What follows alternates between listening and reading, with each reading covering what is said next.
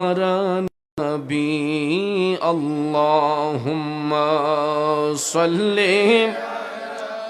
سيدنا مولانا محمد وعلى آل سيدنا مولانا আমার বাবাজিরা বন্ধুরা, আজকের এই সপ্তম বার্ষিক ওয়াজ ও দোয়ার মাহফিল হযরতে শাহজালাল রহমাতুল্লাহ আলাইহি সমাজ কল্যাণ সংস্থার উদ্যোগের মাহফিল। যুবক বন্ধুরা, আমার বাবাজিরা, পোস্টারে তাকায়া দেখুন, আজকের এই মাহফিল কবরবাসী স্মরণের মাহফিল। কথা বলেন ঠিক কিনা? একটাবার ভাইবা দেখেন, কবরবাসী আজকে কারা? বাজানো তারাই কবরের বাসিন্দা, যারা একদিন আমাদের সঙ্গে চলাফেরা করেছেন, উঠা বসা করেছেন, হাট বাজার করেছেন। সম্পর্কে কারো বাবা, কারো মা, কারো দাদা, কারো দাদি, পাড়া প্রতিবেশী, ইষ্টি গোষ্ঠী, আজকে তারা দুনিয়ার মায়া ছেড়ে অন্ধকার কবরে শুয়ে আছেন। নবীর প্রেমিকেরা, বর্তমানে আমি আপনি দুনিয়ার বাসিন্দা। যদি আল্লাহর হুকুম হয়ে যায়, আগামী কালকে আমি আপনি কবরের বাসিন্দা হয়ে যেতে পারি কি পারি না? মৃত্যু যদি হয়ে যায়, আত্মীয় স্বজন, ভাই বেরাদ্দ সবাই খাটিয়াতে শোয়াইয়া আমাকে আপনাকে যখন সেই অন্ধকার কবরে শোয়া আসবে, একটু আওয়াজ করে বলুন তো, কেউ কি কারো কবরের সঙ্গী হবে? কোন বন্ধু বান্ধব আমার আপনার কবরের সঙ্গী হবে না। দুনিয়ার কোন স্বজন আমার আপনার কবরের সাথী হবে না। নবীর প্রেমিকেরা, যিনি আমার আপনার কবরের সাথী হবেন, তিনি হলেন আল্লাহর হাবিব নবী মুহাম্মদুর রাসূলুল্লাহ সাল্লাল্লাহু আলাইহি ওয়াসাল্লাম। ঠিক না বেঠে? তাইলে যেই নবী আমার আপনার দুনিয়ার সাথী, কবরের সাথী, হাসরের সাথী, মিজানের সাথী, ফুলসিরাতের সাথী, ওই নবীর মহব্বতে দুরূদ শরীফের আওয়াজ আসতে হবে নাকি জোরে হবে? আমি লক্ষ্য করে দেখলাম, যখন দুরূদ শরীফ পাঠ করা হচ্ছে, মুষ্টিময় কয়েকজন মানুষ আমার সাথে জবান খুলে দুরূদ শরীফ পড়েছেন, বাকি সবগুলা মানুষ জবানটাকে বন্ধ আছেন। কেন রে ভাই? দুরূদ শরীফ পড়াতে কোনো অসুবিধা আছে? নবীর সাথে কারো কোনো ঝগড়াঝাটি আছে? বন্ধু, দুরূদ শরীফ সাধারণ কোনো আমল নয়। দুরূদ শরীফ এমন একটা ফজিলতময় আমল। দুরূদ শরীফ পড়লে আত্মা শুদ্ধ হয়, দুরূদ শরীফ পড়লে জীবনের গুনাহ মাফ হয়, দুরূদ শরীফ পড়লে দয়াল নবীর দিদার নসিব হয়। একবার যদি নবীর দিদার নসিব হইয়া যায়, জাহান্নামের আগুনটা তার জন্য হারাম হইয়া যায়। ঠিক না বেঠে? তাইলে যেই নবীর দুরূদ শরীফ পড়লে জাহান্নামের আগুন হারাম হয়, যেই নবীর দুরূদ শরীফ পড়লে নবীর দেখা মিলে, এই দুরূদে পাকের আওয়াজ আসতে হবে নাকি জোরে হবে? তাইলে আকাশ বাতাস মুখরিত করে জবানটা ছেড়ে দিয়া দরদ মাখা কণ্ঠে দুরূদ শরীফ পড়ুন। আল্লাহুম্মা সাল্লি, মাশাআল্লাহ, মাওলানা মুহাম্মদ ওয়া আলা আলি সাইয়্যিদিনা মাওলানা। আসুন, জীবনের গুনাহ মাফ করার জন্য সবাই আপন আপন কালবের দিকে মুতাওয়াজ্জি হইয়া একটু বড় করে আওয়াজ দিয়ে আল্লাহ পাকের জিকিরে মশগুল হইয়া যায়। হক লা ইলাহা ইল্লাল্লাহু লা ইলাহা ইল্লাল্লাহ, পড়িয়ে লা ইলাহা ইল্লাল্লাহ, লা ইলাহা হাসবি রাব্বি জাল্লাল্লাহ,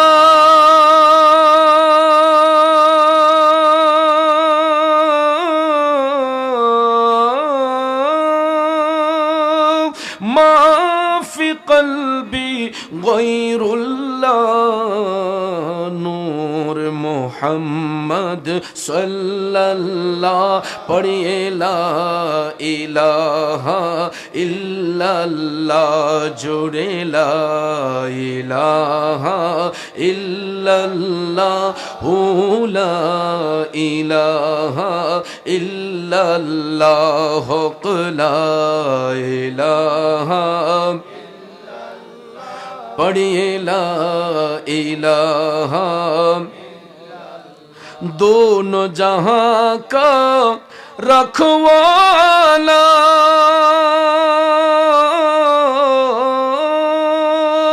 तू ही बड़े तेरे तू वाला तूने तुम्हें इरशाद किया प्यारा नबी रसूल अल्लाह ला इलाहा इल्लल्लाह ला इलाहा इल्लल्लाह ला इलाहा ला इलाहा ला इलाहा इल्लल्लाह मुहम्मदुर रसूलुल्लाह सल्लल्लाहु अलैहि वसल्लम একটা জবান বন্ধ রাখবেন না জবান খুলে উচ্চ স্বরে বলুন আল্লাহু আকবার আর একটু মায়ার সুরে বলি ইয়া রাসূলুল্লাহ বিসমিল্লাহির রহমানির রহিম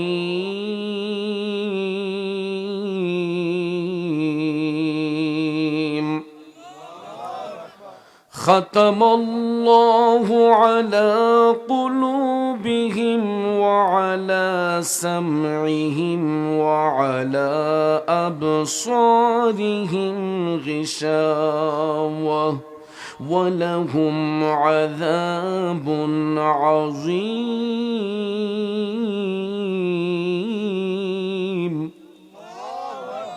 صدق الله العظيم وصدق رسوله النبي الحبيب الكريم ونحن على ذلك من الشاهدين والشاكرين والحمد لله رب العالمين ربي صل وسلم وبارك عليهم आजिले उनके पाना आज मदद मांगुन से आजिले उनकी पना आज मदद मांगुन से फिर न मांगे के मत में अगर मानो गया উপস্থিত সুজলা সুফলা শস্য শ্যামলা চিরসবুজ সোনার বাংলার প্রাকৃতিক সৌন্দর্যে ঘেরা সিলেট জেলার অন্তর্গত দক্ষিণ সুরমাধীন নিজ সিলাম জামি মসজিদের পূর্বের মাঠ সংলগ্ন হযরতে শাহজালাল রহমাতুল্লাহ আলাইহি সমাজ কল্যাণ সংস্থার উদ্যোগে কবরবাসীর ইসালে সওয়াব উপলক্ষে খতমে কোরআন ও সপ্তম বার্ষিক ওয়াজ মাহফিল 2025 ইংরেজি সনের সম্মানিত সাহিবে সদর সদরে মুকাররম চারিকাটির চোখ জামি মসজিদের সম্মানিত মুতাওয়াল্লি শ্রদ্ধাভাজন আলহাজ মোহাম্মদ আলাউদ্দিন সাহেব আজকের মেহমানে আলা বিশিষ্ট আলিম দ্বীন শ্রদ্ধাভাজন হযরত মাওলানা মুর্তজা আলী সানতপুরি প্রধান বক্তা মুফাসসির কুরআন মুজাহিদ আহলে সুন্নাত প্রখ্যাত আলিম দ্বীন হযরত মাওলানা মুফতি নেসারউদ্দিন সাহেব ফেনী আজকের প্রধান মেহমান বিশিষ্ট ইসলামী চিন্তাবিদ হযরত মাওলানা মুফতি সিরাজুল হক শায়েস্তা মিয়া সাহেব আলোচনা করেছেন হযরত মাওলানা ফয়েজ আহমদ সাহেব বিশেষ করে আজকের মাহফিলের সম্মানিত বিশেষ অতিথিবৃন্দের মধ্যে যাদের নাম পোস্টারে উল্লেখ করা হয়েছে প্রত্যেকের নাম নেওয়াটা বিশেষ প্রয়োজন। একাধিক নাম থাকার কারণে সবার নাম উল্লেখ করতে না পারলেও শ্রেণীভেদে সকলের প্রতি আন্তরিক স্নেহ শ্রদ্ধা ভালোবাসা রইল। মঞ্চে আসীন ওলামায়ে আহলে সুন্নাত, আমার তরিকতপন্থী মুরব্বী বাবারা, সুশিক্ষিত আমার কৃষক, শ্রমিক, চাকরিজীবী, ব্যবসায়ী, সাংবাদিক, শিক্ষক, প্রশাসনিক, গোয়েন্দা বিভাগের সম্মানিত ভাইয়েরা, স্কুল, কলেজ, ইউনিভার্সিটি, মাদ্রাসায় পড়ুয়া ছাত্র ভাইয়েরা, বাড়িতে অবস্থানরত আবেদা সালেহা পর্দানুসীন মা এবং বোনেরা, সকলের প্রতি আবারও আন্তরিক সালাম। আসসালামু আলাইকুম ওয়া রাহমাতুল্লাহি ওয়া বারাকাতুহু। রব্বুল ইজ্জতের আলিশান দরবারে লাখো কোটি শুকর গুজার করার পর প্রিয় নবী সরকার দু আলম নূরে মুজাসসম নূরুন আলা নূর নবী মুহাম্মদুর রাসূলুল্লাহ সাল্লাল্লাহু তাআলা আলাইহি ওয়াসাল্লামের শানে নাতে মুস্তাফা, দুরুদে মুস্তাফা সাল্লাল্লাহু আলাইহি ওয়াসাল্লাম পরিবেশন করে মহাগ্রন্থ আল কোরআনুল কারীমের সর্ববৃহৎ সূরা সূরাতুল বাকারার প্রথম পারার প্রথম রুকুর 7 নম্বর আয়াতে পাক তেলাওয়াত করেছি। রাত গভীর, সময় সংক্ষেপ, খুব অল্প সময়ে আয়াতে পাকের মূল অর্থ তাফসিরের ভাষায় কিছু আলোচনা এসেছে, এইগুলো উপস্থাপন করে মিলাদ শরীফ হবে, আরেকটু জিকিরের তালিম হবে। পরিশেষে মোনাজাতের মাধ্যমে আমরা আপন আপন বাড়িতে যাব। আল্লাহ পাক যেন শেষ মোনাজাত পর্যন্ত আমাদের সবাইকে ধৈর্যের সহিত বসার সুযোগ দান করেন। আমরা সকলে বলি আমিন। আরেকটু জোরে বলি আমিন। প্রিয় ভাইয়ের আমার, জগৎ সৃষ্টির পরে আল্লাহ সুবহানাহু ওয়া তাআলা সত্যের পয়গাম পৌঁছে দেবার জন্য যুগে যুগে বহু নবী রাসূল আল্লাহ তাআলা পৃথিবীতে পাঠিয়েছেন। একমাত্র আমাদের নবী ছাড়া অন্য সকল নবীগণকে আল্লাহ তাআলা সারা জাহানের জন্য পাঠান নাই। নির্দিষ্ট করে এক একজন নবীকে এক একটা কওমের মধ্যে পাঠিয়েছেন, ঠিক না বেঠিক? আর আমাদের নবী নির্দিষ্ট কোনো কওমের নবী না, নির্দিষ্ট কোনো গোত্রের নবী না। তিনি 7 আসমান 7 জমিনের নবী, তিনি 80,000 আলমের নবী, তিনি কুল কায়নাতের নবী, রহমাতাল লিল। তবে সমস্ত নবীগণকে আল্লাহ তাআলা পাঠানোর একটা মাত্র কারণ আল্লাহর পরিচয় বলে দেওয়া। সমস্ত নবীগণকে আল্লাহ তাআলা পাঠিয়েছেন লা ইলাহা ইল্লাল্লাহ এই কালেমা পৌঁছে দেওয়ার জন্য, ঠিক কিনা বলেন? তো অন্যান্য নবীগণ তারা যখন তাদের গোত্রে প্রেরিত হয়ে কালেমার দাওয়াত যখন দিতে লাগলেন, কেউ মানত কেউ মানত না।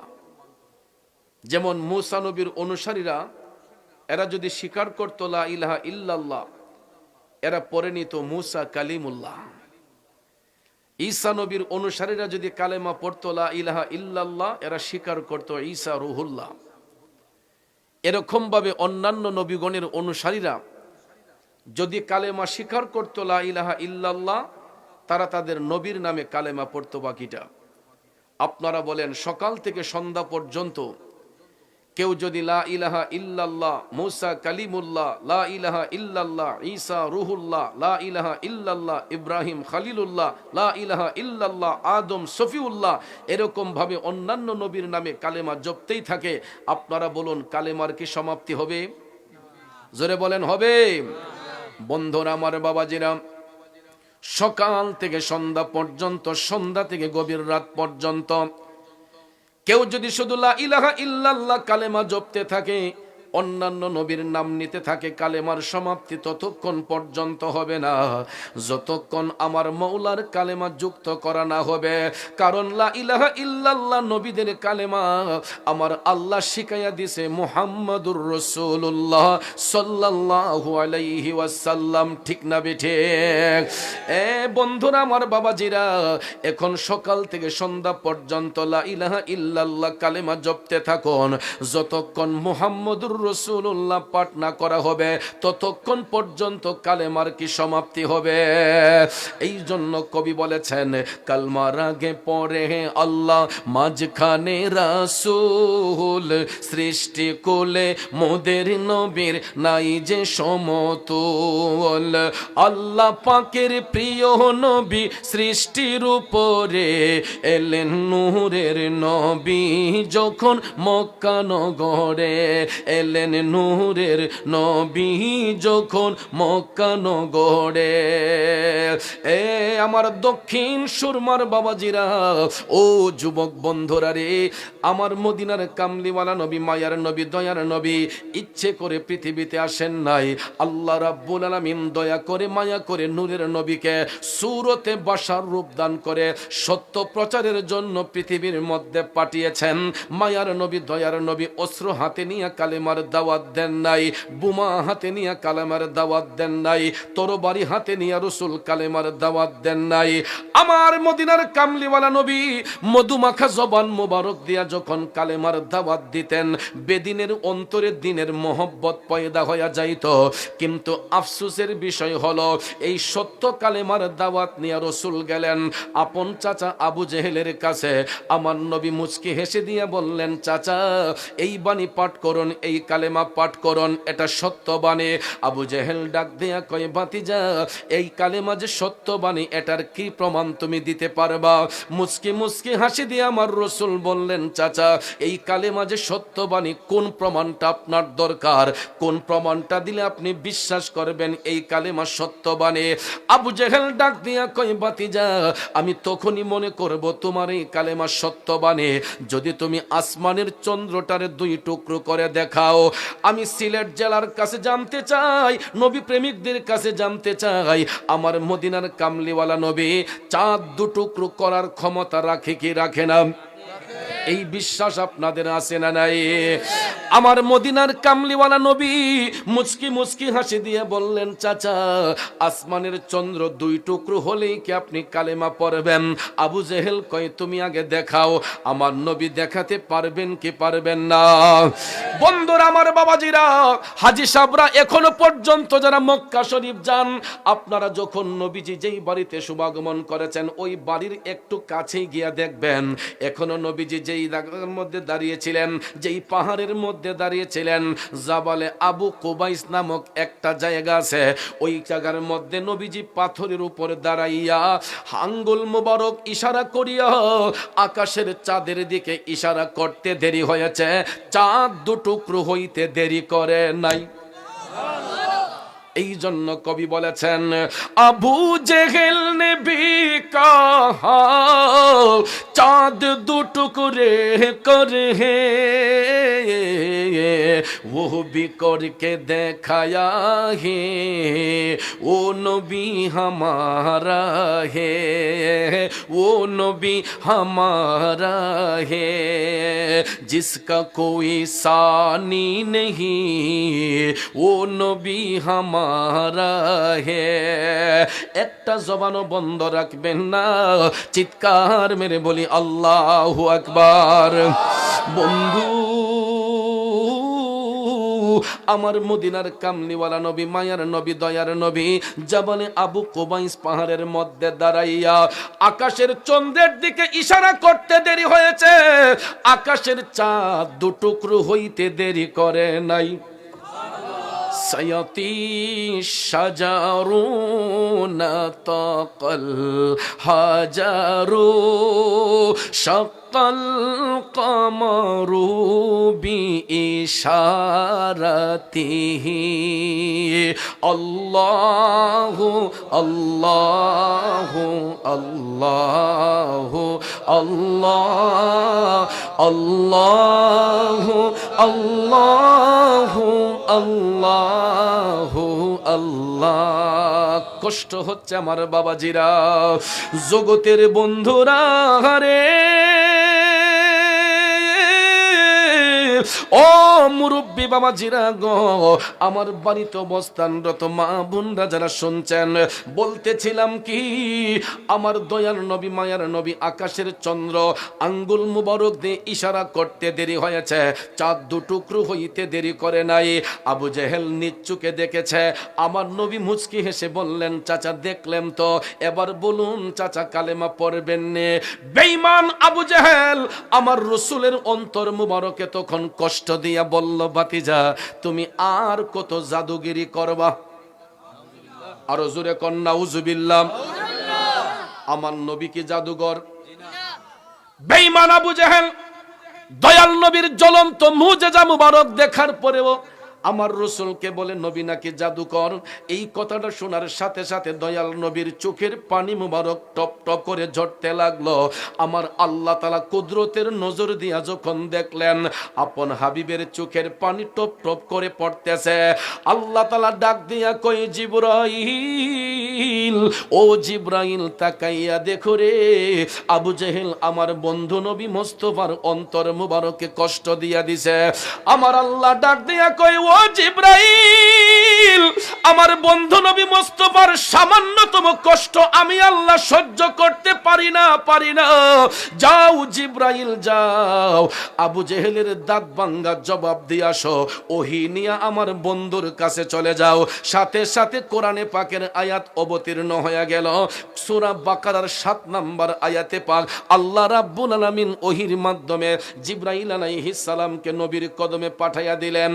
জিবরাইল আলাইহিস সালাম নবীজির কদম মোবারকে হাজির হইয়া পড়ে শোনাইয়া দিলেন, বিসমিল্লাহির রহমানির রহিম, খাতামাল্লাহু আলা কুলুবিহিম ওয়া আলা সামঈহিম ওয়া আলা আবসারিহিম গিশাওয়া। উচ্চস্বরে বলুন, ঘোষণাটা কার? আমার আল্লাহ বলতেছেন, খাতামাল্লাহ, আমি আল্লাহ মোহর মেরে দিয়েছি, শিল মেরে দিয়েছি। শুধু আবু জেহেল নয়, এখানে বহু বচন ব্যবহার করা হয়েছে। কিয়ামত পর্যন্ত আবু জেহেল মার্কা যত মুনাফিক থাকবে, এই জন্য আল্লাহ তাআলা বললেন আলা কুলুবিহিম, সমস্ত মুনাফিকদের অন্তরে, ওয়া আলা সামিহিম, তাদের কর্ণসমূহের মধ্যে, ওয়া আলা আবসারিহিম গিশাওয়া, এবং তাদের দৃষ্টি শক্তির মধ্যে। এ দক্ষিণ সুরমার নবীর প্রেমিকেরা গো, আমার আল্লাহ তাআলা নিজে ঘোষণা দিয়ে বলতেছেন যে আমি ওই সমস্ত মুনাফিকদের অন্তরের মধ্যে মোহর মেরে দিয়েছি, শিল মেরে দিয়েছি। এরা সত্য জিনিসটা চোখ দিয়া দেখবে, কান দিয়া শুনবে, এরপরও অন্তর দিয়া স্বীকার করবে না। এই জন্য আমার আল্লাহ জানাইয়া দিলেন, ওয়ালাহুম আযাবুন আযীম। ওই সমস্ত মুনাফিকদের জন্য আমি আল্লাহ যন্ত্রণাদায়ক শাস্তি নির্ধারণ করে রেখেছে। এখন আপনারা বলুন, আবু জেহেল মার্কা মুনাফিক এখন পর্যন্ত আছে না নাই? এরা ভবিষ্যতে থাকবে কি থাকবে না? যদি আল্লাহর কোরআন সত্য হয়, তাইলে কিয়ামত পর্যন্ত যেখানে ইমানদার থাকবে সেখানে বেঈমানও থাকবে, ঠিক কিনা কোন? অর্থাৎ ভাইয়েরা আমার, আবু জেহেল নিজের চোখে দেখার পরেও বিশ্বাস করলো না। আমার নবীরে কয় জাদুঘর। নবীরে কষ্ট দেওয়ার কারণে আবু জেহেলের পরিণামটা ভালো হইছে না খারাপ হইছে? ভালো না খারাপ? কেমন খারাপ হইছে? লক্ষ লক্ষ হাজি সাহেব সাহেবানাগণ যখন মক্কা শরীফ উমরা করতে যান, হজ করতে যান, তারা বলতে পারে খারাপটা কি পরিমাণ হয়েছে। কারণ ভাইয়ার আমার, বাইতুল্লাহ শরীফ 7টা চক্কর দিয়া, সাফা মারুয়াতে যখন 7টা চক্কর দিতে হয়, শেষ তাওয়াফটা কইরা যখন বের হবেন, নাক বরাবর সোজাসুজি হইল মিস্টার আবু জেহেলের বাড়ি। কথা বলেন, উমরাটা শেষ করে যখন বের হবেন, নাক বরাবর সোজাজি বের হবেন, এই বের হয়েই দেখবেন বাড়িটা আবু জেহেলের বাড়ি। এই বাড়িতে থাকার কোনো ব্যবস্থা নাই, এখানে আরামের কোনো ব্যবস্থা নাই। তবে একটা আরামের ব্যবস্থা আমার আল্লাহ করে দিয়েছে, হাজি সাহেবদের পেশাব পায়খানা করার জন্য সুন্দর একটা ব্যবস্থা হয়েছে মিস্টার আবু জেহেলের বাড়ি। কথা কোন ঠিক কিনা? এই জন্য কবি বলেছেন, বিয়াদবে রাসূল যারা নবীর দেখা পাবে না। ঠিক না ঠিক? গোলামে রাসূল হইবে যারা, নবীজি তাদের ভুলবেন না। ঠিক কিনা বলেন? আবু জেহেল বেঈমানি করার কারণে পরিণামটা খারাপ হইছে না ভালো হইছে? এই জন্য ভাইয়ের আমার, বন্ধুরা আমার, হযরতে আবু বকর সিদ্দিক, হযরতে ওমর নবীর গোলামি করার কারণে তাদের পরিণামটা ভালো হইছে না খারাপ হইছে? কেমন ভালো হইছে? নবীর গোলামি করার কারণে তারা এখন পর্যন্ত নবীর পাশে শুয়ে শুয়ে আরাম করছেন। ঠিক কিনা বলেন? এই জন্য যুবক বন্ধুরা আমার, আবু জেহেল নবী দেখার পরও নবী চিনল না, এই জন্য আবু জেহেল জাহান্নামী, আবু লাহাব জাহান্নামী। কিন্তু ভাইয়ার আমার, এখন আপনারা বলতে পারেন, হুজুর আমরা তো সারা জীবন শুনলাম বিয়াদবে রাসূল যারা নবীর দেখা পাবে না, আশেকে রাসূল হইবে যারা, নবী তাদের ভুলবে না। কিন্তু আমি এখানে আশেকে রাসূল বলি নাই, আমি বলেছি গোলামে রাসূল হইবে যারা, নবী তাদের ভুলবেন না। বলতে পারেন হুজুর আপনি আশেকে রাসূল না বলে গোলামে রাসূল বললেন কেন? কারণ বাজান, আমাদের মতো অযোগ্য নাচিস ব্যক্তিরা এখনো তো ভালো করে নবীর গোলামি বনতে পারি নাই। আশেকে রাসূল এই উপাধিটা অনেক উপরের দরজার একটা লকব। আশেকে রাসূল এটা মুখের কথা নয়, এটা অনেক উপরের দরজার একটা লকব। মুখে মুখে আশেকে রাসূল বললে হবে না। ঠিক কিনা কোন? ডক্টরের ডিগ্রি অর্জন না করে কেউ যদি নামের আগে ডক্টর লেখে, এটা কি মানানসই হবে? এমবিবিএস না হয়ে কেউ যদি নামের আগে এমবিবিএস লেখে, এটা কি মানানসই হবে? আশেকে রাসূল এটা মুখের কথা নয়। আশেকে রাসূল যিনি হবে, একটা মুস্তাহাব আমল পর্যন্ত বাদ দিতে পারবে না। আশেকে রাসূল যারা হবে, আমার নবীর একটা সুন্নত বাদ দিবে না, একটা ওয়াজিব বাদ দিবে না, একটা ফরজ বাদ দিবে না। কিন্তু ভাইয়ের আমার আপনার জীবনটা একটু অনুসরণ, কতগুলা অন্যায় করতেছি, কতগুলা পাপ করতেছি, এই জন্য মুখে মুখে আশেকে রাসূল বললে হবে না, আগে নবীর গোলামি করতে হবে। গোলামি শিখলে মুখের কথাই নয়, গোলামি যখন করবেন, গোলামি করতে করতে অটোমেটিকলি একদিন আশেকের খাতায় নাম পড়ে যাবে। ঠিক কিনা বলেন? আর আশেক যদি বলতে হয়, আশেকে রাসূল যদি বলতে হয়, আমার নবীকে সরাসরি না দেখার পরেও যেই লোকটা আমার নবীর প্রেমে ফানা ছিলেন, এই আশেকে রাসূল যদি বলতে হয়, আশেকে রাসূল বলা যায় হযরতে ওয়াইসাল কারণীকে। কথা বলেন? ও আশিকুন কা ऐसा बने हजरत ওয়াইসাল করনি বনে, হজরত ওয়াইসাল করনি বনে। এই ওয়াইসাল কারণের নামটা মোটামুটি সবাই আমরা জানি। কি প্রেম করেছিল আমার নবীর সঙ্গে গো বন্ধু, একটু গভীর ধ্যানে চিন্তা করবেন।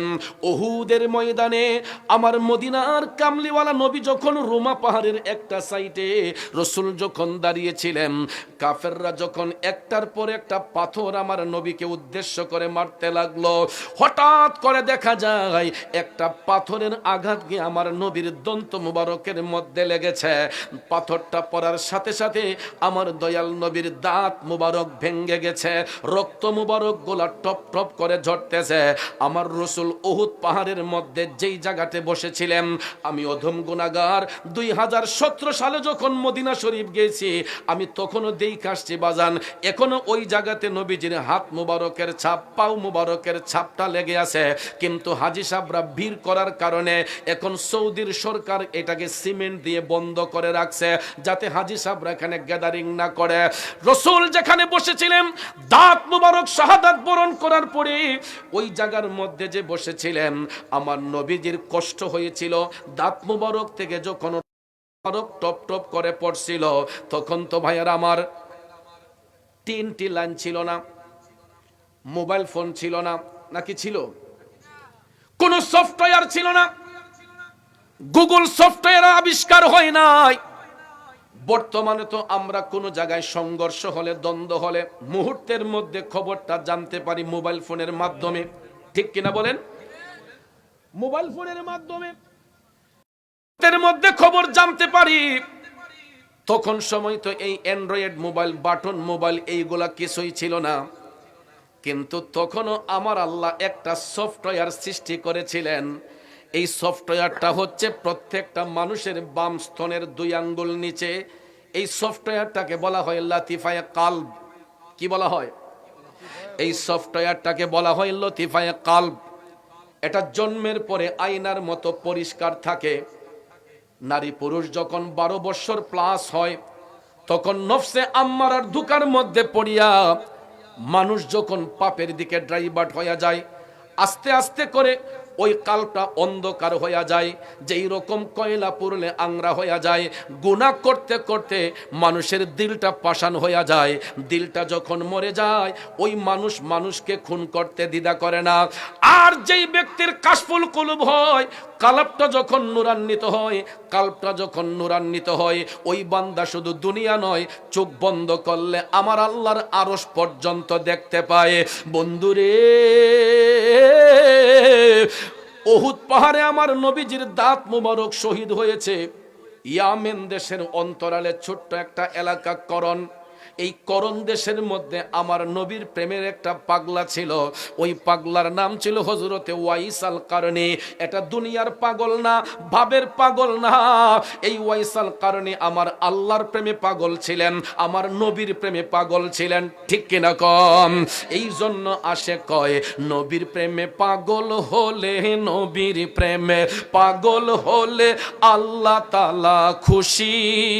নবীর দুরূদ পড়ো দিবানিশি।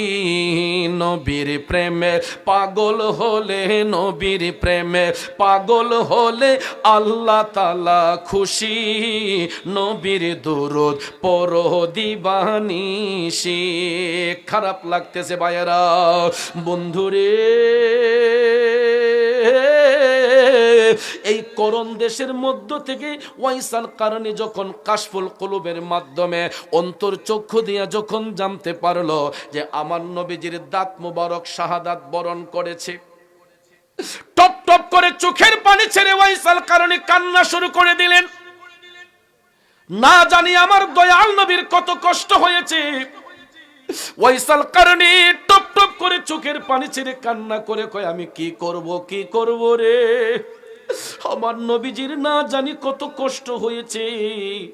ওয়াইস আল কারনী ভাবতে লাগলেন কোন দাঁতটা জানি পড়ছে, উপর থেকে নাকি নিচ থেকে পড়লো। তিনি ভাবতে ভাবতে প্রথমে ব্যথাটা অনুভব করার জন্য উপরের পারি থেকে নিজের একটা দাঁত মোবারক সচেতন অবস্থায়, স্বজ্ঞানে, স্বমস্তিষ্কে ওয়াইস আল কারনী উপরের পারি থেকে একটা দাঁত মোবারক টান দিয়া খুললেন। রক্ত মোবারকটা যখন ফিচকি মেরে বের হয়েছে, ওয়াইস আল কারনী কয়, আমার নবী না জানি কত কষ্ট পাইছে গো। এই বলি আওয়াজ করনি কয়, না মনে হয় উপরেরটা নয় নিচেরটা। তখন নিচ থেকে আরেকটা দাঁত টান দিয়া খুললেন। সিলেট জেলার ভাইয়েরা, একটু ভাইবা দেখেন, আমি আপনি নবীর জন্য কয় ফুটা রক্ত ঝরাইলাম, আমি আপনি নবীর জন্য কই দিন চোখের পানি দিলাম। কিন্তু দেখেন কেমন আশেক, নবীজির দাঁত মোবারক শাহাদাত বরণ করেছে। এই সংবাদটা শুই না, নবীজিরে না দেখার পরেও কাশফুল কুলুবের মাধ্যমে জানতে পাইরা নিজের দাঁতটা তিনি ইনজেকশন দিয়ে অচেতন করে নয়। সাধারণত আমার আপনার যদি দাঁতে ব্যথা হয়, একটা দাঁত যদি খুলতে হয়, ডাক্তার সাহেবের কাছে গেলে দেখবেন আগে ইনজেকশন দিয়ে জায়গাটারে অচেতন করে, অপারেশন করে আমাদের দাঁতটা খুলে ইনজেকশনের পাওয়ার যখন চলে যায়, তখন দেখবেন ব্যথা কত প্রকার ও কি কি আমরা টের পাই।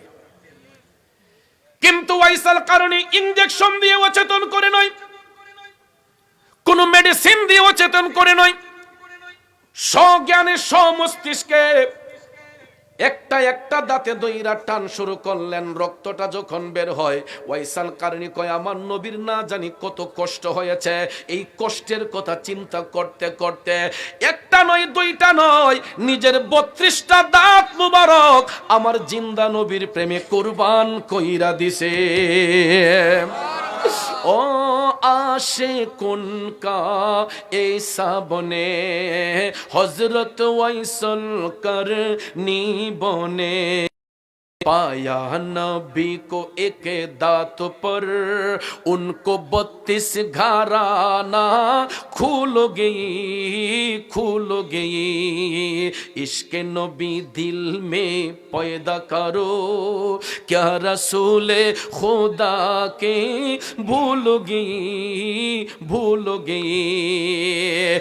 এ দক্ষিণ সুরমার বাবাজিরা, একটাবার চিন্তা করে দেখুন, নবীজির বিরহ বেদনায় যেই আশেক নিজের 32টা দাঁত মোবারক খুলতে পারে রে, ওই আশেকের অন্তরে আমার নবীর ভালোবাসা কতটুক থাকতে পারে আপনাদের বিবেকের মধ্যে ছাড়লাম। এবার আসুন ভালোবাসার টানে আমার নবী তাকে কি উপহার দিলেন। বন্ধু, আমার মদিনার কামলিওয়ালা নবী এই পৃথিবীতে 63 বছর জিন্দেগি কাল মোবারক কাটানোর শেষ প্রান্তে যখন আসলেন, প্রতিদিন আমার নবীজি আসহাবে সুফার মধ্যে বসিয়া সাহাবায়ে কেরামের উদ্দেশ্যে তালিম প্রদান করতেন। আমার নবীজি নসিহতপূর্ণ তালিম প্রদান করতেন। হঠাৎ একদিন দেখা যায় এই মাজলিসের মধ্যে রাদিয়াল্লাহু তাআলা আনহু বসা, হযরতে আলী রাদিয়াল্লাহু তাআলা আনহু বসা, অন্যান্য সাহাবায়ে কেরাম আমার নবীর মাজলিসের মধ্যে বসা। হঠাৎ করে হযরতে উমর রাদিয়াল্লাহু তাআলা আনহু তাকাইয়া দেখে গো, আমার নবীর শরীর মোবারকের জুব্বা মোবারক খানা নূরে ঝলঝল করতেছে। পৃথিবীতে এর চাইতে দামি পোশাক আর আছে? কথা বলেন, থাকতে পারে? আমার নবীজির পোশাকের চাইতে দামি পোশাক পৃথিবীতে আর কারো আছে? থাকতে পারে? নবীজির জুব্বা মোবারক নূরে ঝলঝল করতেছে। হঠাৎ করে হযরতে উমর রাদিয়াল্লাহু তাআলা আনহু দাঁড়াইয়া নবীজির কদম মোবারকে সালাম পেশ করলেন। আসসালাতু ওয়াসসালামু আলাইকা ইয়া রাসূলুল্লাহ। নবী গো, ওগো মায়ার নবীজি, আমি গোলাম আপনার কদমে কানা আরজি পেশ করতে চাই। দয়াল নবী মুস্কি মুস্কি হাসি দিয়ে বললেন, ওমর, কি আরজি তুমি পেশ করবা? হযরত উমর ডাক দিয়ে কয়, নবী গো, আপনার জুব্বা মোবারক খানা নূরে ঝলঝল করতেছে।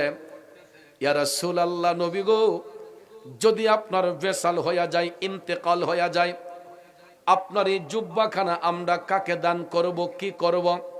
নবী গো, যদি আপনার ভেসাল মোবারক হইয়া যায়, আপনার এই জুব্বা নিয়ে তো অনেকেই টানাটানি করবে। আমি জানতে চাই এটা কি করব, কাকে দান করব? রাসূল কোনো কথা বলছেন না। হযরতে উমর প্রশ্ন করে বসে রইলেন। একটু পরে হযরতে আলী রাদিয়াল্লাহু তাআলা আনহু দাঁড়াইয়া তিনিও আমার নবীকে সালাম দিয়া একই প্রশ্ন করলেন। দয়াল নবী মাওলা আলীর কথারও কোনো উত্তর দিলেন না। একজন একজন করে অনেকেই প্রশ্ন করতে লাগলো, কারো কথার জবাব আমার রাসূল দিচ্ছেন না। কিছুক্ষণ পরে দেখা যায় নবীজির চোখের পানি মুবারক টপ টপ করে ঝরতেছে। হযরতে উমর ডাক দিয়া কয়, নবী গো, ইয়া রাসূলুল্লাহ, আমরা গোলামরা কি আপনার অন্তর মুবারকে কষ্ট দিয়েছি? আমার দয়াল নবী কয়, সাহাবারা রে, তোমরা কখনো আমি রাসূলকে কষ্ট দিতে পারো না।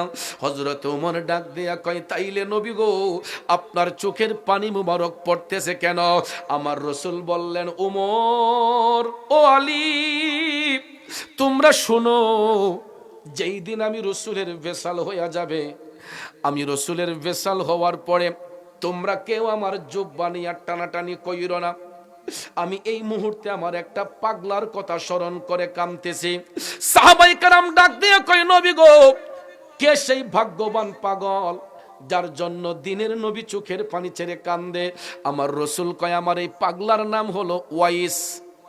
নাম কি? সাহাবায়ে কেরাম বললেন, ইয়া রাসূলুল্লাহ, আমরা তো কোনোদিন এই নাম শুনি নাই। আমার রাসূল বললেন, শোনার কথাও না, আমার এই পাগলা ইয়ামেন দেশের অন্তরালে করণ দেশে বাস করে। যদি কোনোদিন কোনো কারণে আমার পাগল ওয়াইসের সাথে তোমাদের সাক্ষাৎ হয় কোনো জায়গায়, আমি নবীর পক্ষ থেকে তাকে সালাম দিবা, আমার গুনাহগার উম্মতের জন্য তারে একটু দোয়া করতে বলবা, আর আমার এই ব্যবহৃত জুব্বাখানা আমার পাগল ওয়াইসকে তোমরা আমার পক্ষ থেকে হাদিয়া দিবা। আর জোরে জোরে কন্যা সুবহানাল্লাহ। পলকে জীবন দিয়ে দেব যদি নবী তুমি চাও, কলিজা টুকরা করে দেব যদি নবী তুমি চাও। ও গোয়ারি জিয়া আমার এই অধমের একবার দেখা দাও, হাবিবি ইয়া রাসূলুল্লাহ, হাবিবি ইয়া হাবিবাল্লাহ, হাবিবি ইয়া রাসূলুল্লাহ, হাবিবি ইয়া হাবিব। আমার নবীর সাথে প্রেম করলে লাভ না লস? জোরে কোন লাভ না লস? এ নবীর প্রেমিকেরা, যুবক বন্ধুরা, ওয়াইসাল কারণী না দেখে আমার নবীর সঙ্গে প্রেম করার পরেও দয়াল নবীর পক্ষ থেকে পৃথিবীর শ্রেষ্ঠ প্রেজেন্টেশন আমার নবী ওয়াইসাল কারণীর জন্য বরাদ্দ করেছেন। যখন সাহাবায়ে কেরাম জানতে পারলেন, তখন তারা বলতেছে, নবী গো, আমরা না হয় ইয়ামেন দেশে সফর করলাম, কোনোদিন যদি সাক্ষাৎ হয়, ওই এলাকায় তো ওয়াইস নামে আরো অনেক লোক থাকতে পারে, আপনার পাগল ওয়াইসকে আমরা চিনব কেমনে? সুবহানাল্লাহ কোন। এখন আপনারা বলুন তো, ওয়াইসাল কারণী তিনি তাবেঈদের মধ্যে শ্রেষ্ঠ। যেহেতু রসুলকে সরাসরি দেখেন নাই, এই জন্য তিনি তাবেঈদের মধ্যে শ্রেষ্ঠ। যার নাম, উনি হচ্ছেন ওয়াইসাল কারণী। গভীর মনোযোগ। নবীজির সাথে সরাসরি সাক্ষাৎ হয় নাই, এমত অবস্থায় সাহাবায়ে কেরাম বললেন, ইয়া রাসূলুল্লাহ, এই নামের তো অনেক লোক করণ দেশে থাকতে পারে, আপনার পাগল ওয়াইসকে আমরা চিনব কেমনে? এখন আমার নবী চিনাতে পারবে কি পারবে না? এই বিশ্বাস আপনাদের আসেনি? দেখেন আমার নবী ডাক দিয়া বলতেছে, ওমর, এই নামের কাউকে যদি তোমরা খুঁজে পাও, এত সহজে সে তার নাম পরিচয় বলবে না, এত সহজে সে তার নাম পরিচয় বলবে না, কিন্তু তোমরা তাকাইয়া দেখবা তার ডাইন হাতটা মুঠ করা থাকবে। হাতের মুঠটা যদি খুলতে পারো, দেখবা আমার পাগল ওয়াইসের হাতের মধ্যে সাদা একটা দাগ আছে। এই দাগটা যদি খুঁজে পাও, বুঝবা সেই হলো আমি নবীর প্রেমের পাগল ওয়াইস। সাহাবায়ে কেরাম বিশ্বাস স্থাপন করলেন, যার যার মতো করে আপন আপন হুজরাতে চলে গেলেন।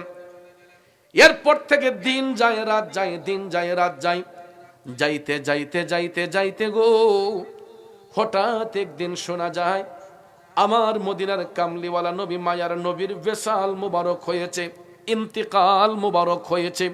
আল্লাহু আকবার। নবীজির ইন্তেকাল মুবারক হয়েছে। এখন কি আমার নবীকে মরা নবী বলবেন? রসুল মরা না জিন্দা? এখন যদি কেউ প্রশ্ন করে, জিন্দা নবীর আবার ইন্তেকাল হয় কেমনে, উত্তরটা দিবেন কিভাবে? এই সমস্ত কিছু কিছু ইমোশনাল কথা বলে বাতেল আকীদার মানুষগুলা আমাদের ঈমান নষ্ট করে ফেলে, ঠিক কিনা বলেন? কত সুন্দর করে আপনাকে বলবে, রসুল যদি জিন্দা নবী হয়, তাইলে জিন্দা নবীর আবার ইন্তেকাল হয় কেমনে? এখন তারে উত্তরটা দিবেন কিভাবে? সিলেট জেলার বাবাজিরা, এই উত্তরটা দেওয়ার জন্য আপনাকে মাদ্রাসার বারান্দায় যেতে হবে না, শুধু আকল দিয়ে, বিবেক দিয়া ওই ব্যক্তিটাকে, প্রশ্নকারীকে বলবেন, আচ্ছা ভাই আপনি বলুন তো, রসুল কি এই পৃথিবীতে শিখতে আসছেন নাকি শিখাইতে আসছেন? কথা কয় না। আল্লাহ ব্যতীত আমার নবীর কোন শিক্ষক পৃথিবীতে আছে? কথা বলেন, আছে? নবীজির শিক্ষক অনলি ওয়ান পারসন, উনি হচ্ছেন আওয়ার গড। আর আল্লাহ পাকেরও একজন স্পেশাল ছাত্র, উনি হচ্ছেন আওয়ার প্রফেট নবী মুহাম্মদুর রাসূলুল্লাহ সাল্লাল্লাহু আলাইহি ওয়াসাল্লাম। কথা বলেন ঠিক কিনা? গভীর মনোযোগ। আল্লাহ রাব্বুল আলামিন কুদরতি ভান্ডারে যত গোপন তথ্য ছিল সবকিছু আপন হাবিবকে শিখাইয়া, বুঝাইয়া, জানাইয়া জগৎবাসীকে শিক্ষা দেওয়ার জন্য নূরের নবীকে আল্লাহ পৃথিবীতে পাঠিয়েছেন। কুল্লু নাফসিন যায়িকাতুল মাউত, প্রত্যেক আত্মাকে মৃত্যুর স্বাদ গ্রহণ করতে হবে। একমাত্র ওই জিনিসটা শিখাইবার জন্য, বুঝাইবার জন্য আমার নবীর ইন্তেকাল ভেসাল হয়েছে। এখন ডিস্টেন্সটা কোন জায়গায় দেখুন, পার্থক্যটা কোন জায়গায় দেখুন। আমি আপনি যখন মারা যাই, মসজিদের মাইকে এলান করা হয়, জানাজার নামাজ পড়ার জন্য দাওয়াত করা হয়, ঠিক কিনি বাজান? তারপরে দেখবেন মুসল্লিরা জানাজার মাঠে যায়, ইমাম সাহেব হুজুর জানাজা দিয়া ওই মৃত ব্যক্তিকে কবরের মধ্যে দাফন করি। কথা বলেন ঠিক কিনা? আমার নবী যদি মরা নবী হইতেন, নবীরও তো জানাজা হওয়ার কথা ছিল, ঠিক না বেটি? পৃথিবীর মধ্যে নীল আকাশের নিচে এমন কোন মায়ের সন্তান সহি সনদে একটা দলিল দিয়া প্রমাণ করতে পারবে না যে আমার নবীর ইন্তেকালের পরে জানাজার নামাজ পড়াইছে অমুক ইমাম সাহেব। যদি কোনো মৌলবী প্রমাণ করতে পারে, 20 লক্ষ টাকার একটা চ্যালেঞ্জ সিলেটের মধ্যে দিয়া গেলাম, কারণ আমার 20 পয়সাও দিতে হবে না, মৌলবী সাহেব কোনো দলিলও পাইবে না। কারণ বাজার, আমার নবীর জানাজা পড়াইবার মতো যোগ্যতা সম্পন্ন ইমাম পৃথিবীর বুকে আল্লাহ পয়দা করে। কারণ আমার নবী গোটা সৃষ্টি জগতের শিক্ষক, ঠিক কিনা কম? দয়াল নবীর জানাজা পড়াইবার মতো যোগ্যতা সম্পন্ন ইমাম আল্লাহ পৃথিবীতে পাঠাই নাই। এই জন্য আমার বাবাজিরা, বন্ধুরা, আমার নবী হচ্ছেন পৃথিবীর শ্রেষ্ঠ ইমাম।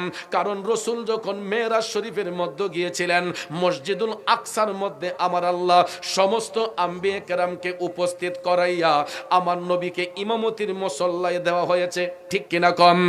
এই জন্য সুরের ভাষায় বলে দেয়, মসজিদুল আকসাতে গিয়া দেখেন নবী কুল আম্বিয়া, ইমাম হয়ে নূর নবীজি 2 রাকাত নামাজ পড়ান, ইমাম হয়ে নূর নবীজি 2 রাকাত নামাজ পড়ান। আমি পাপী অপরাধী গাইব কি নবীজির শান, ইয়া রাসূলুল্লাহ ইয়া হাবিব, বলুন ইয়া রাসূল ইয়া হাবিব। যাক, সেই দিকে আর যাব না বাজান। আমার নবী ইমামুল আম্বিয়া, ইমামুল মুরসালিন, কথা কোন ঠিক কিনা? গভীর মনোযোগ।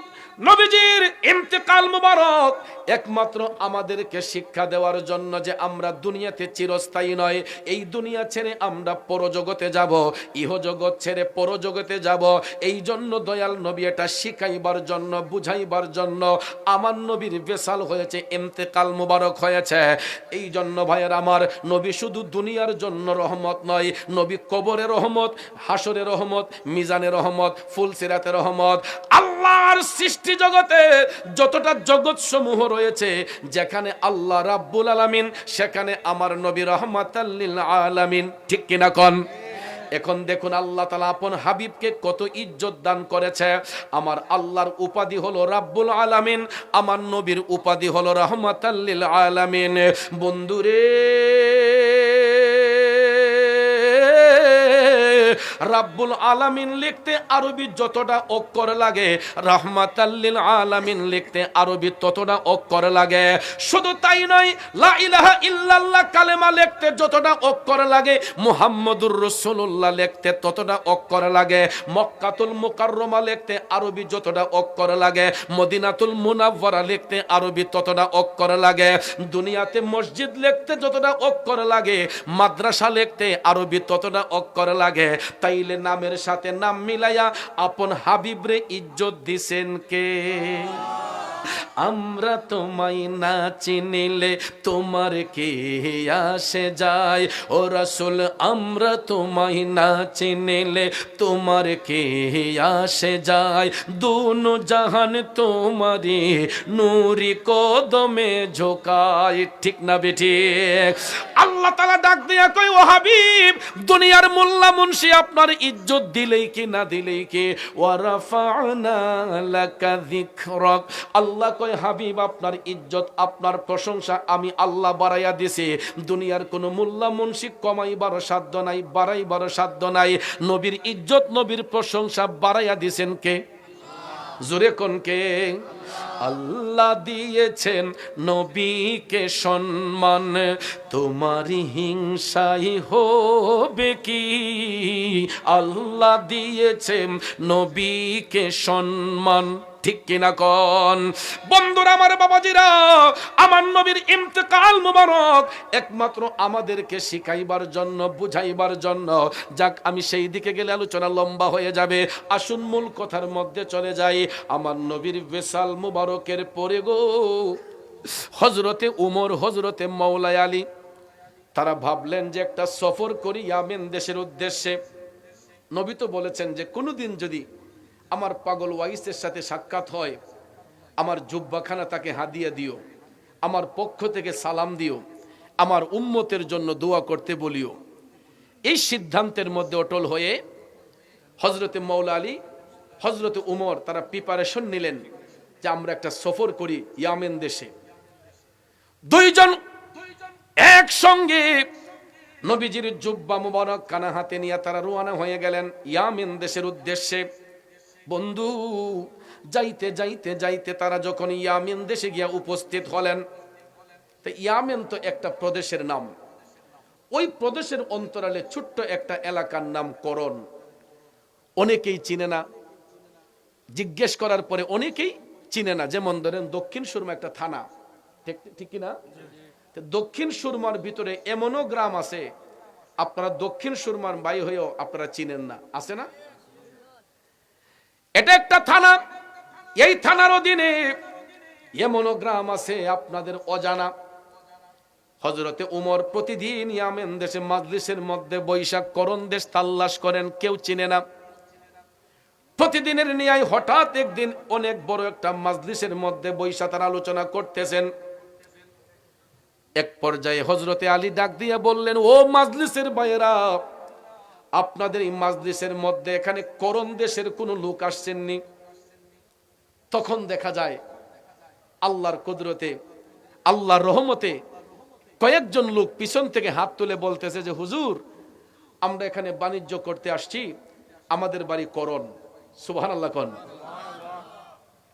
নবীর প্রেমিকেরা হযরতে উমর ডাক দিয়ে বললেন, আপনারা আমাদের একটু কাছে আসেন।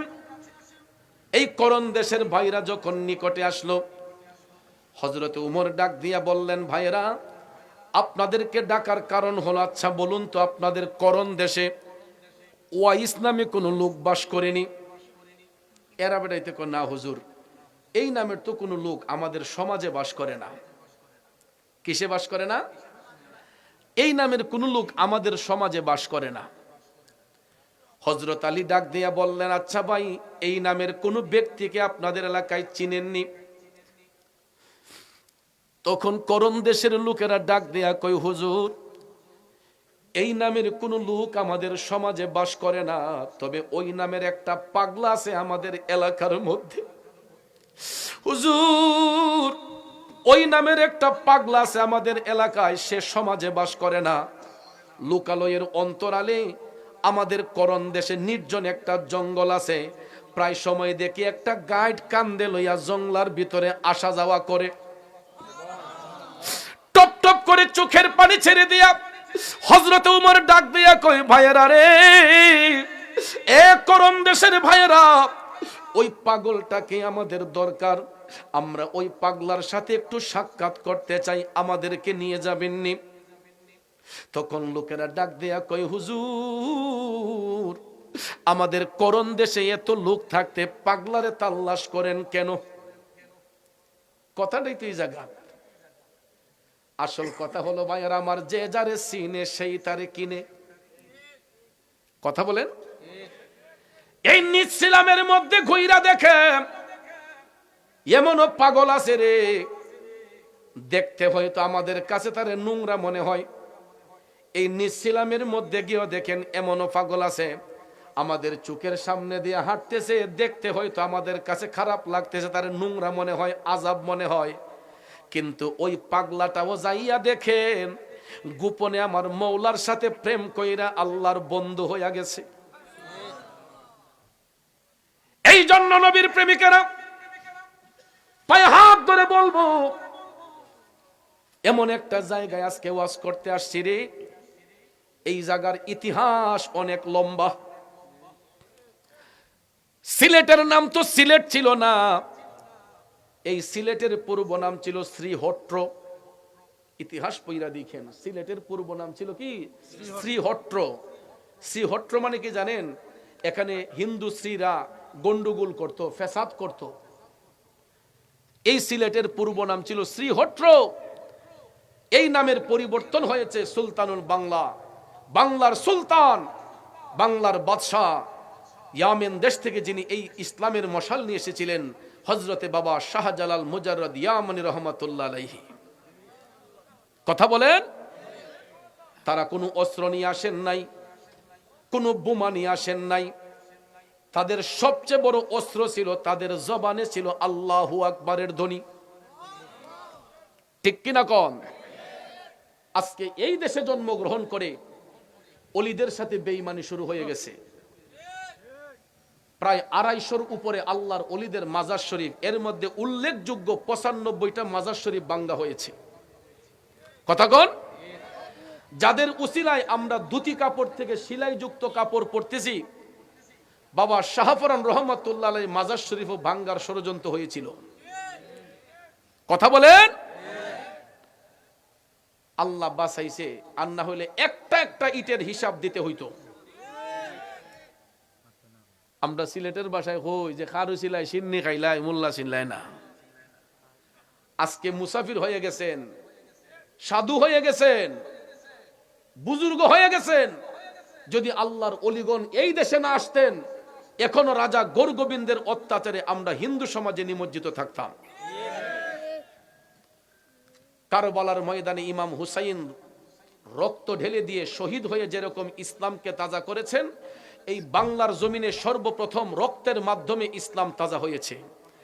আপনারা ইতিহাস অনেকেই আমার চেয়ে হয়তো ভালো জানেন, এই বাংলাদেশের সর্বপ্রথম শহীদ মুসলমান হচ্ছে শিশু গুলজারে আলম, বুরহানুদ্দিন রহমাতুল্লাহ আলাইহির কলিজার টুকরো সন্তান। কথা কোন ঠিক কিনা? এই রক্তের মাধ্যমে বাংলাদেশ থেকে ইসলাম প্রচারিত হয়েছে। একটা হাড্ডি রাজা গৌরগোবিন্দের বাড়ির সামনে পড়ার কারণে এটাকে অনুমান করে একজন পিতার সামনে তার সন্তানকে জবাই করা হয়েছে।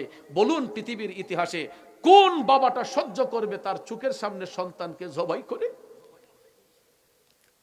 এই জবাইটা হওয়ার একমাত্র কারণ ইসলামকে জয়ী করার জন্য, ইসলামকে তাজা করার জন্য। শহীদ গুলজার মরে নাই, শহীদ গুলজার জিন্দা।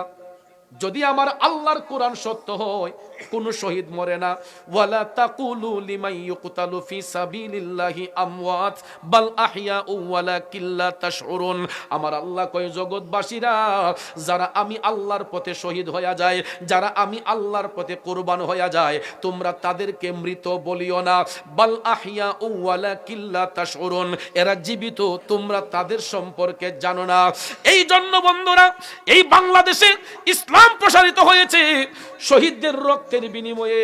বন্ধুরা আমার, বাবাজিরা, শিশু গুলজারে আলম শাহাদাত বরণ করে নিজের জীবনকে কোরবান করে দিয়া ইসলামকে তাজা করেছেন। এরপরে বাবা শাহজালাল মুজাররদ ইয়ামানি রহমাতুল্লাহ আলাইহি 360 আউলিয়ার বিশাল বাহিনী নিয়ে যখন সুরমা নদীর তীরবর্তী স্থানে আসলেন, ওনার একজন সফর সঙ্গী ছিল, ওনার নাম হচ্ছে চাশনি পীর। হয়তো অনেক অন্য কোনো নাম ছিল, কিন্তু ওই নামে আর কেউ চিনে না। ওনাকে চিনে চাশনি পীর হিসেবে। বাবা শাহজালাল ইয়ামেন দেশ থেকে যেই মাটি নিয়ে আসছিলেন, এই মাটির মিল ভারতবর্ষে কোথাও পাওয়া যায় নাই। শেষ পর্যায়ে সুরমা নদীর পারে যখন আসলেন, চাশনি পীর রহমাতুল্লাহ আলাইহি জিব্বার মধ্যে মাটি লাগাইলেন। বাবা শাহজালাল বাবার হাতের মুঠোর মাটিটা জিব্বায় লাগাইয়া দেখলেন, এই দুই মাটির একই স্বাদ, একই টেস্ট। সিলেটের মানুষ, আপনারা যে কত ভাগ্যবান আপনারা নিজেরও জানেন না। ইয়ামেন দেশের মাটির সাথে মিল হয়ে গেছে সুরমা নদীর পানির মাটির সাথে। চাশনি পীর যিনি সয়েল টেস্ট করেছিলেন, এখন তো বিজ্ঞানীরা অণুবীক্ষণ যন্ত্র দিয়ে, অনেক বৈজ্ঞানিক যন্ত্রপাতি দিয়ে সয়েল টেস্ট করে। আর আল্লাহর অলিগণের সবচেয়ে বড় রাডার ছিল জিহ্বা। কথা কোন ঠিক কিনা? এই জিহ্বা দিয়ে তিনি সয়েল টেস্ট করেছেন। এই জন্য ওনার নাম হচ্ছে চাশনি পীর রহমাতুল্লাহ আলাইহি। আপনারা তো আমার চাইতে ভালো জানেন। এখন কথা হলো, আল্লাহর ওলি যারা হন, বাবা শাহজালাল মুজাররদ ইয়ামানি রহমাতুল্লাহ আলাইহি, উনি যখন এসেছিলেন তখন কি কোনো ঘরবাড়ি ছিল? তারা জংলার ভিতরে পাহাড়ের উঁচু চূড়ার মধ্যে তারা মেডিটেশন করেছেন, মোরাকাবা করেছেন, মুশাহাদা করেছেন, আল্লাহকে রাজি খুশি করেছেন আল্লাহর জিকির দিয়া। আর এই দেশে সর্বপ্রথম যিনি বড় গলায় আজান দিয়েছিলেন, এখন তো পাড়ায় পাড়ায় মসজিদে বড় বড় আজান হচ্ছে, কথা কোন ঠিক কিনা, 10টা 20টা মাইক দিয়ে আজান হচ্ছে। হিন্দুদের অত্যাচারে, রাজাদের অত্যাচারে মুসলমানদের বাক স্বাধীনতা ছিল না, কিন্তু এই দেশের মধ্যে সর্বপ্রথম যিনি বড় গলায় আজান দিয়েছিলেন, সুরমা নদীর পারে দাঁড়াইয়া কেবলামুখী হইয়া, বাবা শাহজালালের সফর সঙ্গীর মধ্যে একজন ছিলেন আউলাদে রসুল। উনি হবিগঞ্জের চুনারু ঘাটে মুরারবন্দের জমিনে পূর্বে এবং পশ্চিমে যিনি শুয়ে আছেন 120 আউলিয়া নিয়া, উনি হচ্ছেন সৈয়দ নাসির উদ্দিন রহমাতুল্লাহ আলাইহি। সর্বপ্রথম বড় গলায় আজান দেওয়াতে রাজা গোরগোবিন্দের যে মেন দেয়ালটা ছিল ঠাস করে পড়ে গিয়েছিল। আল্লাহু আকবার বলবেন না? এই জন্য ভাইয়ার আমার, মুমিনদের হলে সবচেয়ে বড় অস্ত্র মুখের জবানের আল্লাহু আকবারের ধ্বনি। আল্লাহু আকবার শব্দের ধ্বনি দ্বারা অনেক বাতিলদের দুর্গ ভেঙ্গে যেত। এই জন্য আজকে আমরা সঠিকভাবে মৌলার জিকির করি না, সঠিকভাবে আমার মৌলাকে স্মরণ করি না, বিদায় আমরা অধপতনে যাচ্ছি। বাবা শাহজালালের দেশে থাইকা উনারে বাবা কইলে অনেকের শরীরে আগুন লাগে, কথা কোন ঠিক না বেঠিক? বাবা শাহজালাল কইলে অনেকের শরীরে আগুন লাগে, মরিচ লাগে। এত নিমক হারাম হন কেন? সব বাবা সমান নয়। মুসলমানদের বাবা, আমার থিওরিতে আমি পাইছি 7 জন। কয়জন? মুসলমানের 7 জন বাবা আছে মিয়া। এখন এই বাবারা কেটা চিনতেন না? সর্বপ্রথম যিনি বাবা, উনি হচ্ছেন গোটা মানব জাতির আদি পিতা হযরতে বাবা আদম সফিউল্লাহ। উনার নাম মুবারক নিলে কেউ কি চাচা আদম কয়? কি কয়? বাবা আদম। কি বলে? বাবা আদম আলাইহিস সালাম। উনি হচ্ছেন সমগ্র মানব জাতির পিতা। হিন্দু বলেন, খ্রিস্টান বলেন, বৌদ্ধ বলেন, ইহুদি বলেন, নাসারা বলেন, যত মানুষ আদম সন্তান পৃথিবীতে আছে সবার পিতা হলেন বাবা আদম আলাইহিস সালাম। কথা কোন ঠিক কিনা? গেল কয়জন? কথা কয় না। এরপরে যিনি আমাদের বাবা, সমগ্র মুসলিম মিল্লাতের আদি পিতা, উনি হচ্ছেন হযরতে বাবা ইব্রাহিম আলাইহিস সালাম। কথা বলেন ঠিক কিনা? মুসলিম জাতির পিতাকে ইব্রাহিম আলাইহিস সালাম। গেল কয়জন? 2 জন। আরেকজন হলেন আমাদের জিসমানি পিতা, যেই বাবার ঔরসে আমার আপনার জন্ম হয়, যেই বাবা আমাদেরকে জন্ম দিয়েছেন, ওনাকে বলা হয় জিসমানি পিতা। গেল কয়জন? 3 জন। এরপরে আপনার বাড়ি দক্ষিণ সুরমা, আপনি যদি জালালাবাদ থানার মধ্যে গিয়ে বিয়ে করেন, কোনোদিন দেখেন নাই, জানেন নাই, শুনেন নাই, যেই লোকের মেয়েরে বিয়ে করছেন এই লোকরে কি চাচা ডাকবেন না তালই ডাকবেন? শ্বশুরে কি ডাকা হয়?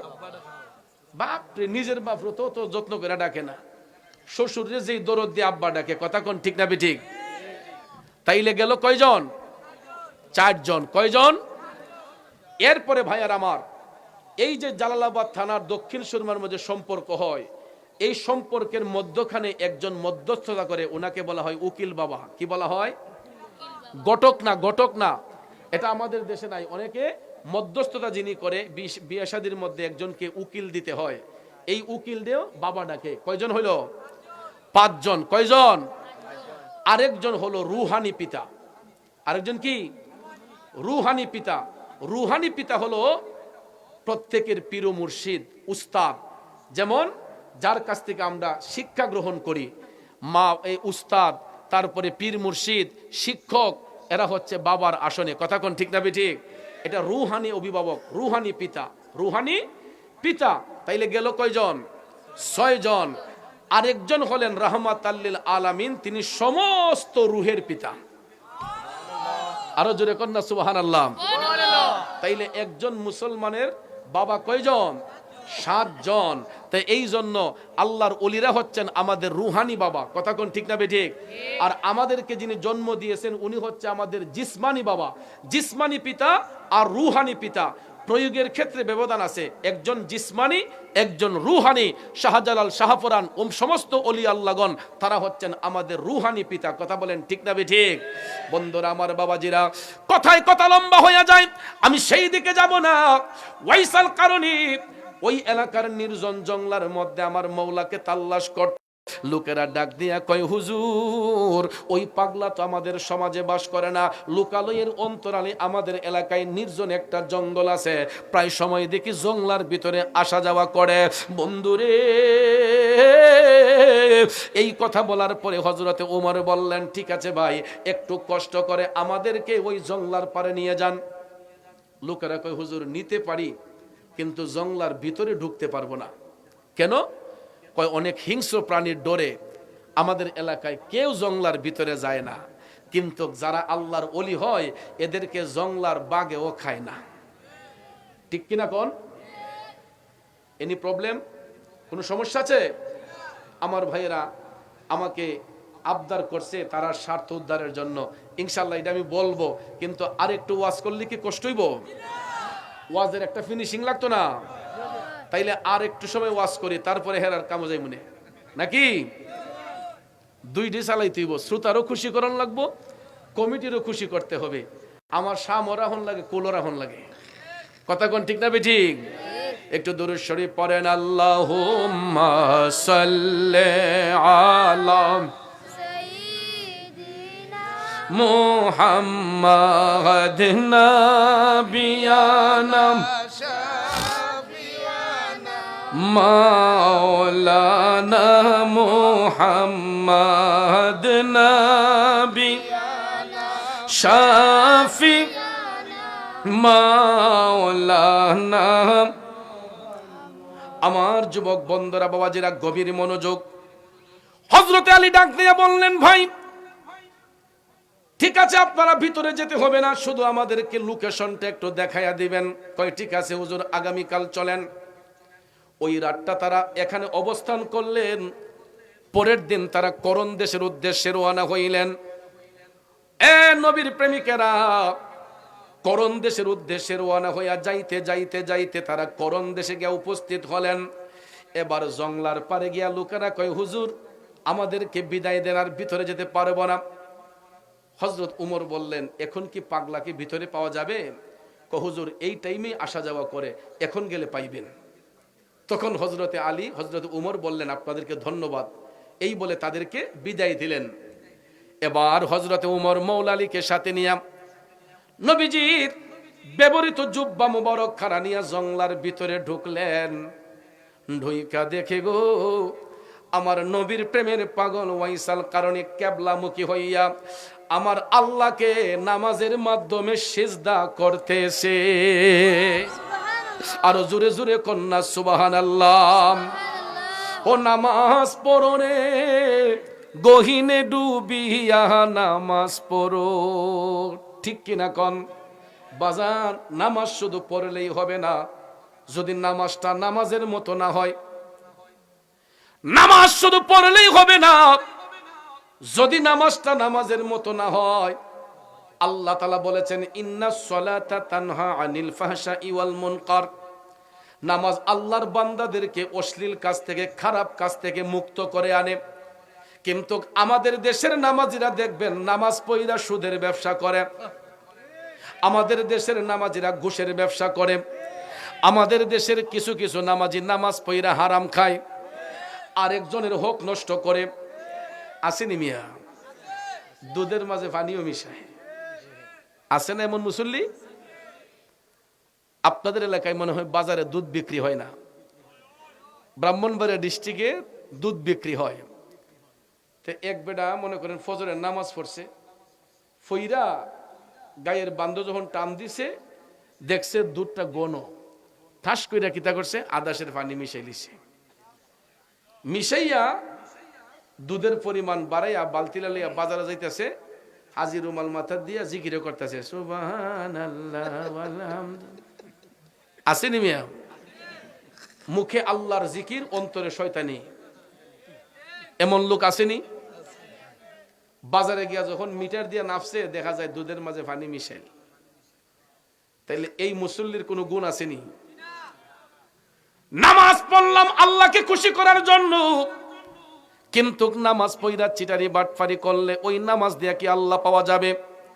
বন্ধু, এই জন্য যারা বান্দা থেকে আল্লাহর বন্ধু হয় এরা নিঃস্বার্থভাবে দুনিয়ার লোভ লালসা ছেড়ে দিয়ে তারা নাক কপাল জমিনও লাগায় আমার আল্লাহকে খুশি করার জন্য। ঠিক কিনা কন? ওয়াইসাল কারণে লুকালয়ের অন্তরালে নির্জন জঙ্গলার ভিতরে যাইয়া আমার মওলা পাকরে নামাজের মাধ্যমে সিজদা করতেছে। নামাজ আদায় করিয়া যখন সালাম ফিরালেন, পিছন থেকে হযরতে ওমর তাকে লক্ষ্য করে সালাম দিলেন, আসসালামু আলাইকুম ওয়া রাহমাতুল্লাহ। ওয়াইসাল কারণে কয়, কিরে, এই জঙ্গলার ভিতরে তো কোনো মানুষ ঢুকে না, আমার মতো কোন পাগল আবার আইলো? পিছন দিকে তাকাইয়া দেখে নূরান্বিত চেহারার অধিকারী দুইজন আল্লাহর মেহবুব বান্দা ওয়াইসাল কারণীকে উদ্দেশ্য করে সালাম দিয়েছে। তখন পাগল সালামের জবাব দিয়ে বললেন, ওয়া আলাইকুমুস সালাম ওয়া রাহমাতুল্লাহি ওয়া বারাকাতুহু। সুবহানাল্লাহ কোন? উভয়ের মধ্যে সালাম বিনিময় হয়েছে। এবার হাইটা হাইটা হযরত উমর কাছে গিয়া বললেন, ভাই আপনার নামটা একটু বলবেন? ওয়াইসাল কারণী কয়, আমি আল্লাহর বান্দা। জিজ্ঞাসা, তোমার নাম কি? কয়, আমি আল্লাহর বান্দা। হযরতে উমর বললেন, ভাইরে আমরা তো আল্লাহর বান্দা, বলুন না আপনার নামটা কি? তখন ওয়াইসাল কারণী কয়, আমি এমন একজন নবীর উম্মত যিনি রাহমাতাল লিল আলামিন। জিজ্ঞাসের নাম? কয় আরেকভাবে। হঠাৎ করে হযরত আলী তাকাইয়া দেখে আমার মদিনার কামলিওয়ালা নবী যেই কথা বলেছিলেন যে তার ডান হাতটা মুঠ করা থাকবে, হযরত আলী দেখতেছেন সত্যি সত্যি তার হাতটা মুঠ করা। সাথে সাথে মৌলা আলী হাতের মধ্যে দইরা বললেন, পাগলা, আর লুকোচুরি করা যাবে না, তোমার নাম ওয়াইস। এই কথা বলতে না বলতেই কয়, তোমার হাতটা খোলো।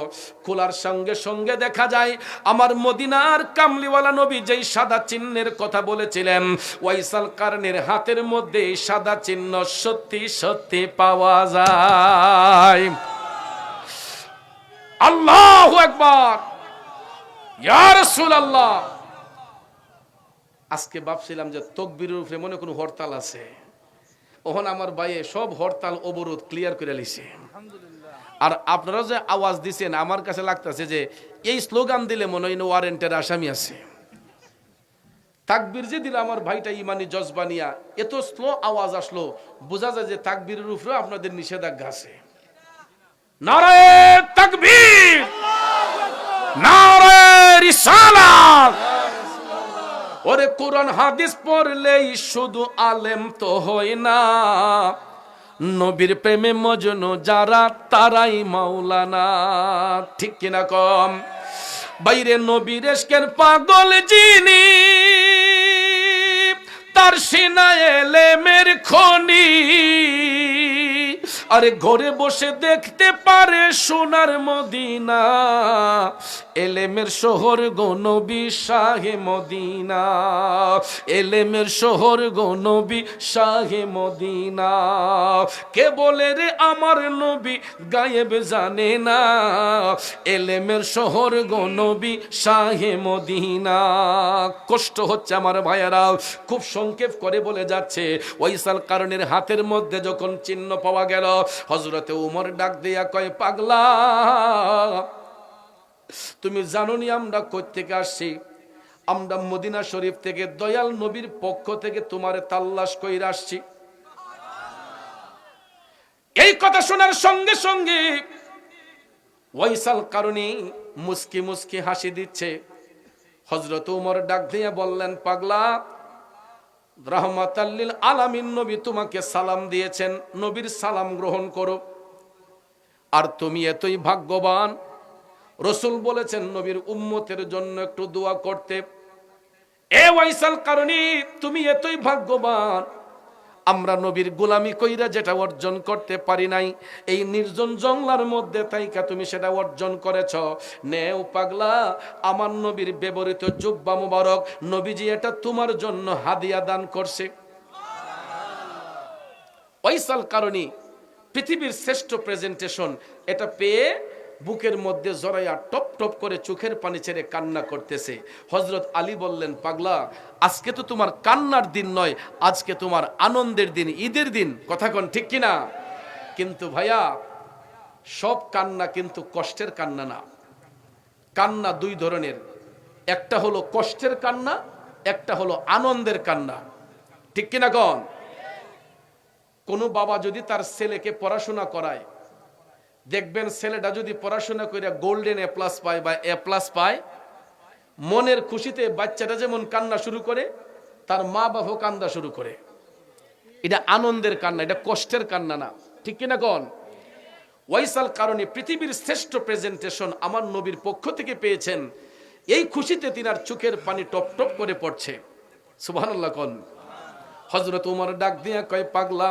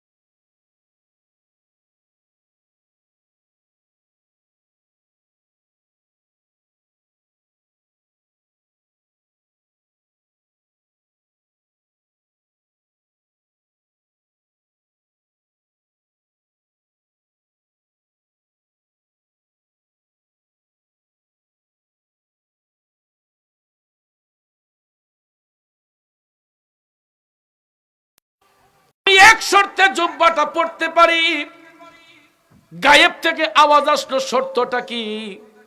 ওয়াইসাল কারণে কয়, আল্লাহ তোমার হাবিব তো উম্মতকে ভালোবাসে, আল্লাহ আমি ওয়াইসাল কারণে তোমার কাছে অনুমতি চাই, তুমি যদি জুব্বা যদি পড়তে হয়, তুমি তোমার হাবিব নবী মুস্তাফার গুনাহগার উম্মতের গুনাহ মাফ করো। আরেকটু জোরে কন্যা সুবহানাল্লাহ। যদি নবীর গুনাহগার উম্মতের গুনাহ মাফ করো, তাইলে আমি জুব্বা পড়তে পারি। গায়েব থেকে আওয়াজ আসলো, পাগলা তুই যেতে তো করে বলছিস, যা তোর উসিলায় আমি আমার হাবিব নবী মুস্তাফার কয়েক হাজার উম্মতের গুনাহ মাফ করলাম। ওয়াইস করনি পাগলা কয়, বাকিরা দোষ করছে কি? কয়েক হাজার মাফ করলে বাকিরা দোষ করছে কি? সিজদাও উঠাইব না, জুব্বাও পরব না, যতক্ষণ তুমি তোমার হাবিব নবী মুস্তাফার উম্মতের গুনাহ মাফ না করো। দ্বিতীয়বার আবার আওয়াজ আসলো, পাগলা আমার হাবিবের দেওয়া জুব্বা মুবারকে যতগুলা সুতা আছে, সুতার উপরে যতগুলা লুমের আঁশ রয়েছে, এর চাইতে 3-4 গুণ বেশি মাফ করলাম। পাগলা কয় তাও মানতে পারলাম না।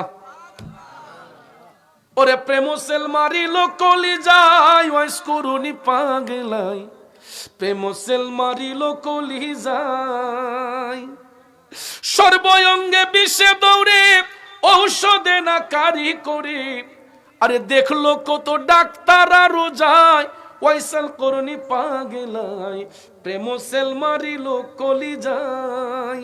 বন্ধুরা আমার, ওয়াইসাল কারণে কয় বাকিরা দোষ করছে কি তাও মানলাম না। তৃতীয়বার যখন আবার সিজদার মধ্যে পড়ে আছে, হযরতে উমর মওলা আলী দুইজন যে অপেক্ষায় মনে আসেনিও, তারা কই কি ব্যাপার, এত সময় তো লাগার কথা নয়, পাগল কি করতেছে? উমর বলতেছেন আলী চলেন তো দেখি। তারা দুইজন জঙ্গলার ভিতরে গিয়ে দেখতেছেন ওয়াইসাল কারণে সিজদার মধ্যে পইরা ঢেকরাইয়া ঢেকরাইয়া আল্লাহর দরবারে কান্না করতেছে। এমন সময় হযরত উমর ডাক দিলেন, পাগলা রে,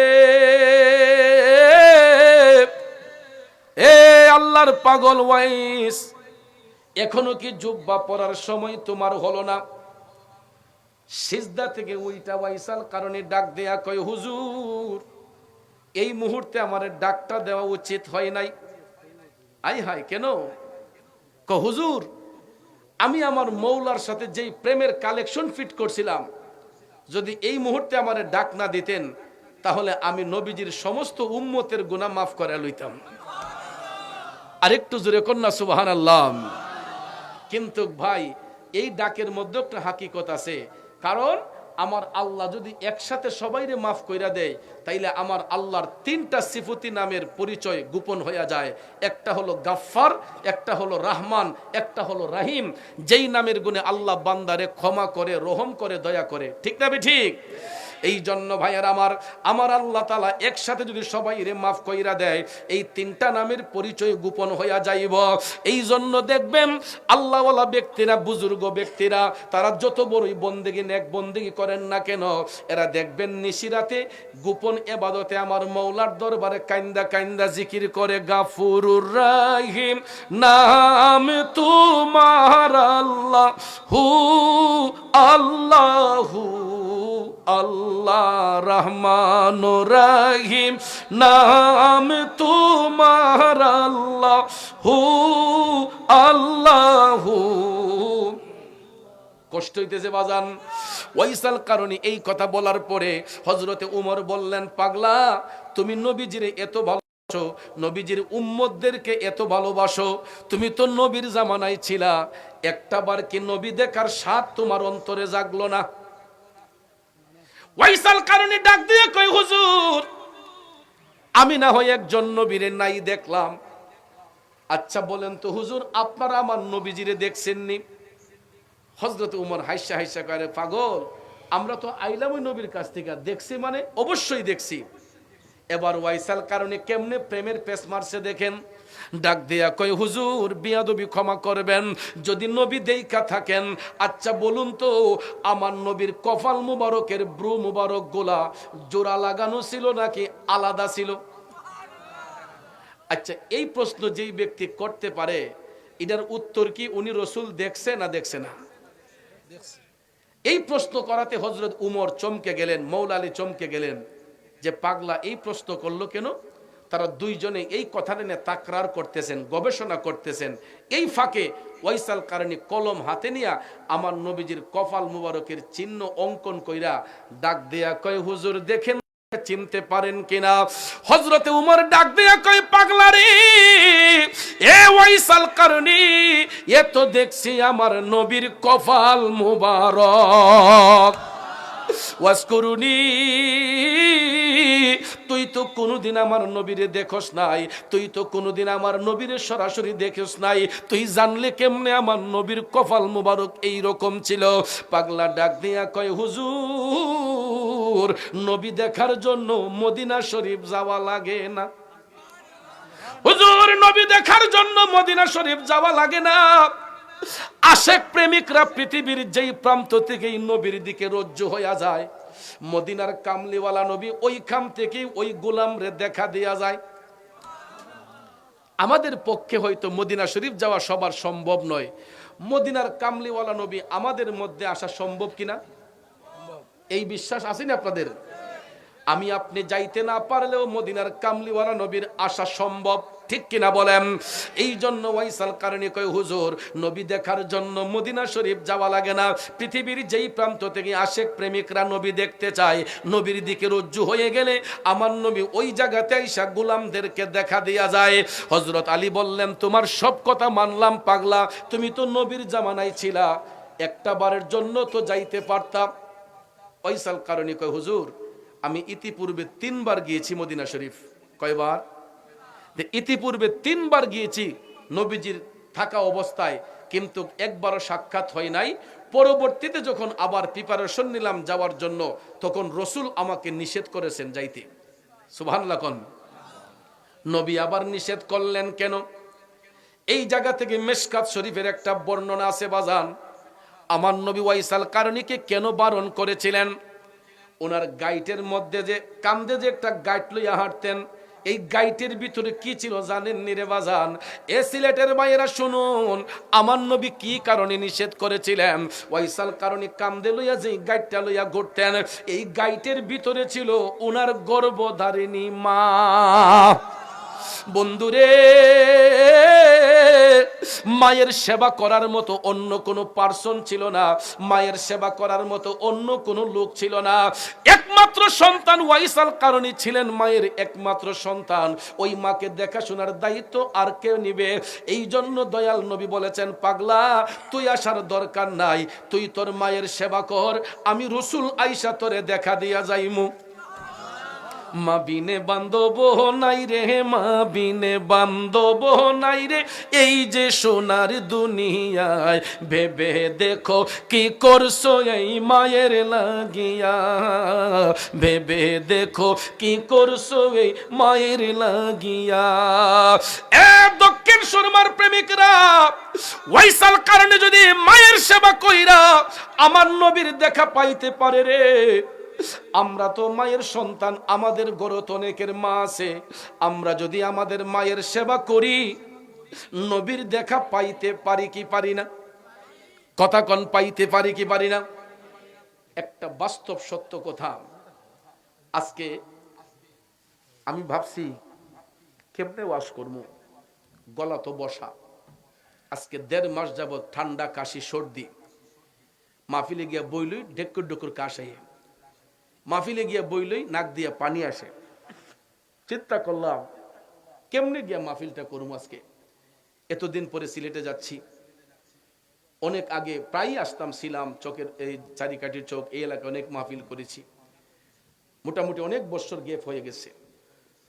আজকে যখন ভাবতেছি কেমনে ওয়াজ করব, বাড়ির গিয়ে আম্মার পায়ে দুইটা সালাম কইরা আম্মারে গিয়া আঞ্জাদা দর্শি দুইটা, আম্মা গলাটা ব্যথা করে, মা ঠান্ডা কাশি, আম্মা একটু আতে ফু দিয়ে দেন।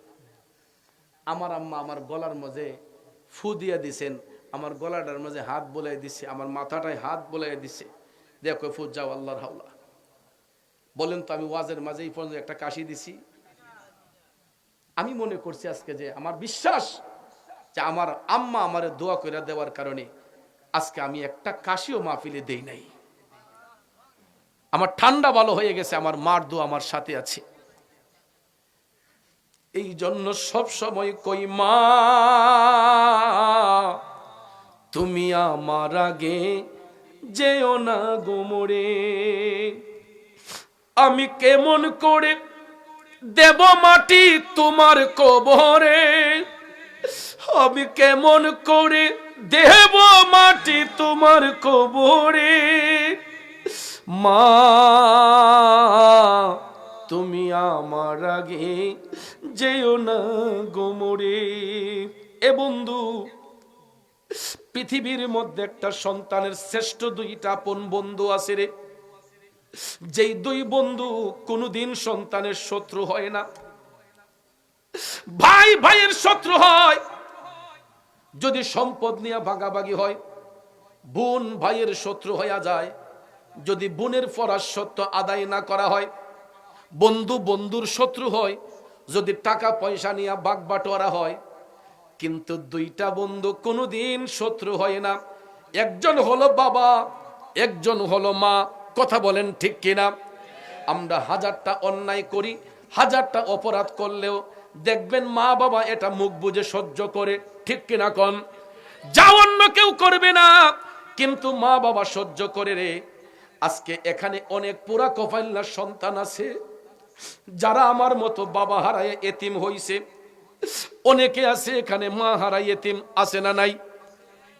আজকের এই মাহফিল হওয়াতে শুধু আমরাই খুশি না, ওই এলাকার কবরবাসী রুহগুলা আরো বেশি খুশি। আমরা কবরবাসীর রুহগুলাকে দেখি না, কিন্তু কবরবাসীর রুহ কিন্তু আমাদেরকে দেখতেছে। আজকে ওই মা বাবা ধন্য, যেই মা বাবার সন্তানগুলা জান্নাতের বাগানে বসে আছে। আমি একটু দেখতে চাই আমার মতো বাবা হারায় এতিম হইছেন কারা কারা, একটু হাতটা তুলে দেখান তো কার কার বাবা নাই। আমার মতো বাবা কারা কারা হারাইছেন একটু দেখতেছে, হাতটা নামাইয়া দে। আমিও আপনাদের মতো বাবা হারাই এতিম। আমি জানি না আপনারা কয় বছর ধইরা বাবা হারাইছেন, আমি কিন্তু 27টা বছরের উপরে আমার বুক ভরা যন্ত্রণা। 27 বছরের উপরে আমি বাবার বলে ডাকতে পারি না। আমরা 6টা ভাই বোন মাস্টার ডিগ্রি কমপ্লিট করেছি একমাত্র বাবার দোয়ার কারণে, কিন্তু 27 বছরের উপরে ওই বাবারে বাবা কইয়া ডাকতে পারি না।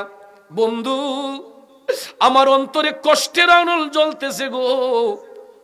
এমন বয়সে আমি বাবা হারাইছি, যেই বয়সে আবার বাবার জানাজা পড়াইবার মতো যোগ্যতা তখন আমার ছিল না।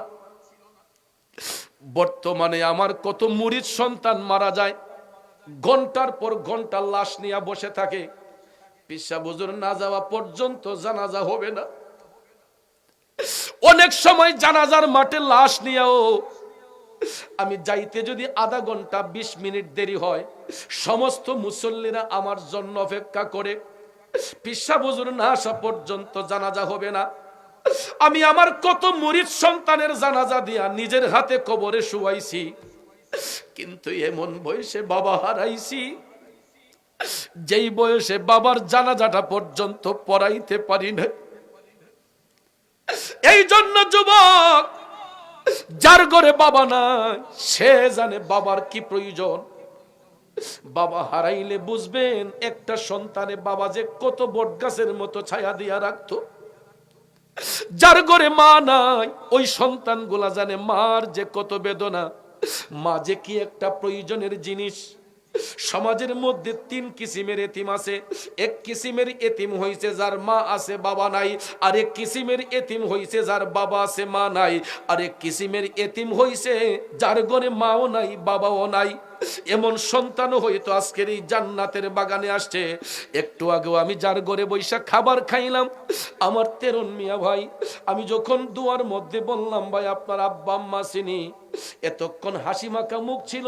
যখন বললাম তেরন ভাই আব্বা আম্মা চিনি, তখন মনটারে বেজার কইরা কয় আমার মা বাপ নাই। এরকম তেরন ভাইয়ের মতো তো অনেক লোক এখানে আছে রে, যাদের ঘরে মা নাই বাবা নাই, এতিম হইয়া এই জান্নাতের বাগানের মধ্যে বসেছেন। তবে আজকে একটা সুবর্ণ সুযোগ দোয়া কবুলের। এতিম সন্তানের হাত আমার আল্লাহ কখনো খালি ফিরাইয়া দেয় না রে বাজার। এই জন্য এতিম যারা এই জান্নাতের বাগানে আছেন, আপনাদের হাতের অনেক মূল্য আমার মৌলা পাকের কাছে। রসুল বলেছেন কোন মাজলিসের মধ্যে দোয়া যদি কবুল না হয়, আমার আল্লাহ কুদরতের নজর দিয়া দেখে এই মাজলিসে কোনো এতিম আসেনি।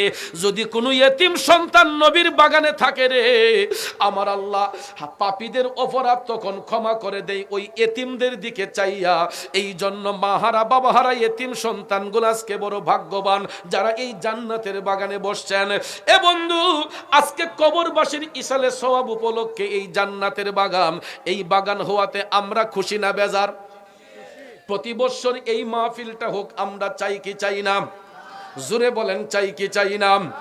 বাবাকে তোমরা জানিও কাবা, মদিনা জানিও মাকে,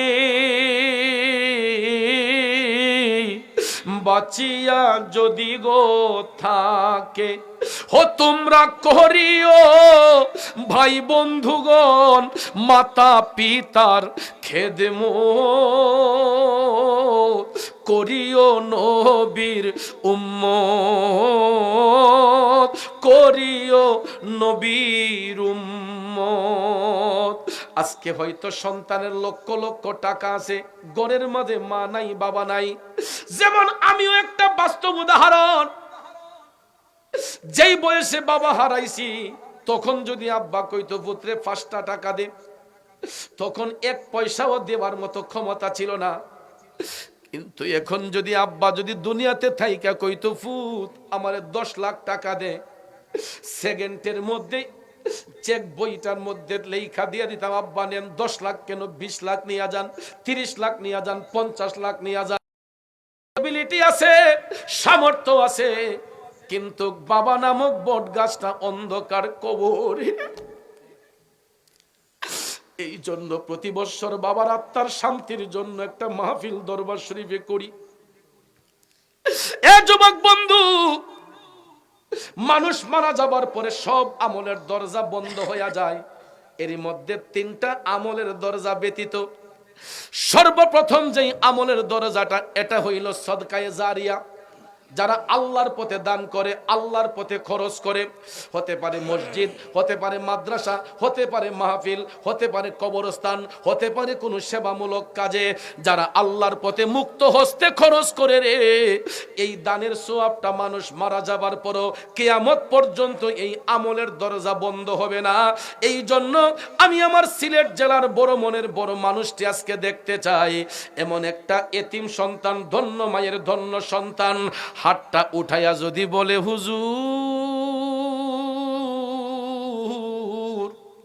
জীবনে কত টাকা নষ্ট করেছে, কত সম্পদ নষ্ট করেছে, মা বাবার আত্মার শান্তির জন্য হুজুর আগামী মাহফিলের প্যান্ডেলের খরচটা আমি করব দান।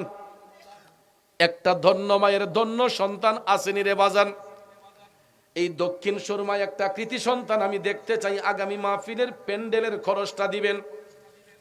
আসেনি একজন লোক যে হুজুর আগামী মাহফিলের প্যান্ডেলটা কবরবাসীর স্মরণে তাদের আত্মার মাগফিরাতের জন্য ইনশাল্লাহ হুজুর আমি দান করব প্যান্ডেলটা। এমন সৎ সাহস নিয়ে একটা বড় মনের মানুষকে হাতটা তুলবেন যে হুজুর আমি আছি আগামী মাহফিলের প্যান্ডেলটা দিয়ে দেব। একজন নবীর প্রেমিক আছে কি আমি দেখতে চাই এই দক্ষিণ সুরমায়, যে আগামী মাহফিলে এই নবীর বাগানটা সাজিয়ে দিবেন, ছোট্ট একটা বাগান সাজিয়ে দিবেন। আরশের ছায়া ছাড়া কোনো ছায়া থাকবে না হাসরের ময়দানে। আল্লাহ রাব্বুল আলামিন ওই আরশের ছায়ার নিচে ওই ব্যক্তিটার স্থান করে দিবে যারা দুনিয়ার মধ্যে নবীর একটা ছোট্ট বাগান সাজিয়ে দিবে। ভাইয়ারা আমার, আছে কি একজন নবীর প্রেমিক আগামী মাহফিলের প্যান্ডেলের খরচ দিবেন? নাকি বেশি বলে ফেলছি? প্যান্ডেল করতে গেলে আনুমানিক কত টাকা লাগে ভাই? 30 থেকে 35। তো এটা সিলেটের মানুষের জন্য এটা কোনো ম্যাটার না, কারণ সিলেটকে মানুষ দ্বিতীয় লন্ডন বলে, ঠিক না ঠিক? তা আমাদের যেরকম আমরা শাহজালালের দেশের মানুষ, আমাদেরকে মানুষ সব দিক দিয়ে বড় মনে করে। আপনি শুধু মাধবপুর পার হইয়া যান, আমাদের বিভাগ তো সিলেট, হবিগঞ্জ পর্যন্ত আমরা সিলেট বিভাগের অধীনে, আমিও সিলেট বিভাগের অধীনে। এই জন্য আমি যখন মাধবপুর পার হইয়া যাই আমাকে বলে সিলেটি হুজুর আইছে। দেখেন, সিলেট বিভাগ হওয়ার কারণে আমার সম্মান বেড়ে যায় যখন আমি মাধবপুর পার হইয়া শুধু ব্রাহ্মণবাড়িয়া ডিস্ট্রিক্টে গেলে কয় সিলেটের হুজুর আইছে। অথচ দেখেন আমার বাড়ি থেকে সিলেট আসতে আরো 2 ঘন্টার উপরে সময় লাগে। কিন্তু বাবা শাহজালালের উসিলায় আমাদের সিলেটবাসী মানুষদেরকে মানুষ অন্যরকম মূল্যায়ন করে, ঠিক কিনা বলেন? তাহলে বাজান 30 থেকে 35 হাজার টাকা লাগে এই নবীর বাগানের প্যান্ডেলটা করতে। এই রকম মন মানসিকতা আমি জানি সিলেটের মানুষের আছে। যদি থাকে একজন নবীর প্রেমিক হাতটা তুলে যদি বলতেন যে হুজুর আগামী মাহফিলের প্যান্ডেলটা আমি দিয়ে দেব, তাহলে মনটা বড় খুশি হয়ে যেত। একজনের দ্বারা যদি সম্ভব হয় আলহামদুলিল্লাহ, আর না হয় প্যান্ডেলের খরচ বাবদ একজন নবীর প্রেমিক যদি বলতো হুজুর আমি অর্ধেকটা খরচ 20,000 টাকা দান করব, 20,000 টাকা দান করবেন একজন নবীর প্রেমিক নবীর বাগানে প্যান্ডেলটার জন্য, আমি অত্যন্ত খুশি হব। আসিনি ভাই এমন একটা নবীর প্রেমিক, প্যান্ডেলের খরচ বাবদ 20,000 টাকা দিবেন, অর্ধেকটাই না আমি বললাম, আপনি দিবানি? মাশাআল্লাহ। চাইলাম সামন দিয়া, আসছে পিছন দিয়ে আমার বড় ভাই, নামটা কি? শেখ নজরুল আলম। শেখ নজরুল আলম ভাই। সবার কাছে দোয়া চাই।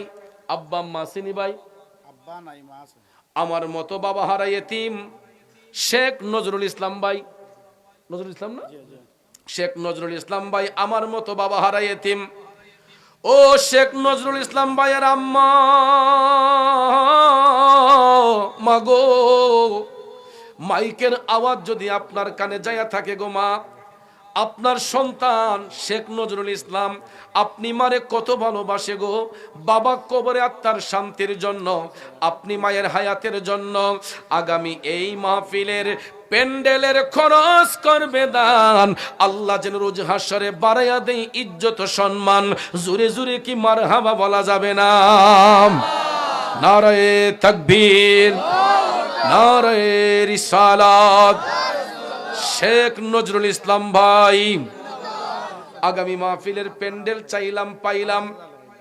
এখন আরো 5,000ও দিবা, প্যান্ডেলও দিবা, আরো 5,000 টাকাও দিবেন। শাহ তৈয়ব সৈলানী ব্যবসায়ী পক্ষ থেকে 5,000 টাকাও দিবেন। মারহাবা বলেন। প্যান্ডেল চাইলাম, পাইলাম, সাথে 5,000 টাকা পাইলাম। সাউন্ডের জগতে এক অনন্য নাম Jalalia digital sound system and mic service, Alalpur, Sylhet. যোগাযোগ 01731247145। আজ যোগাযোগ করুন। মারহাবা কইতেন না? খুব সুন্দর একটা সাউন্ড দিয়ে আজকে ওয়াজ করলাম।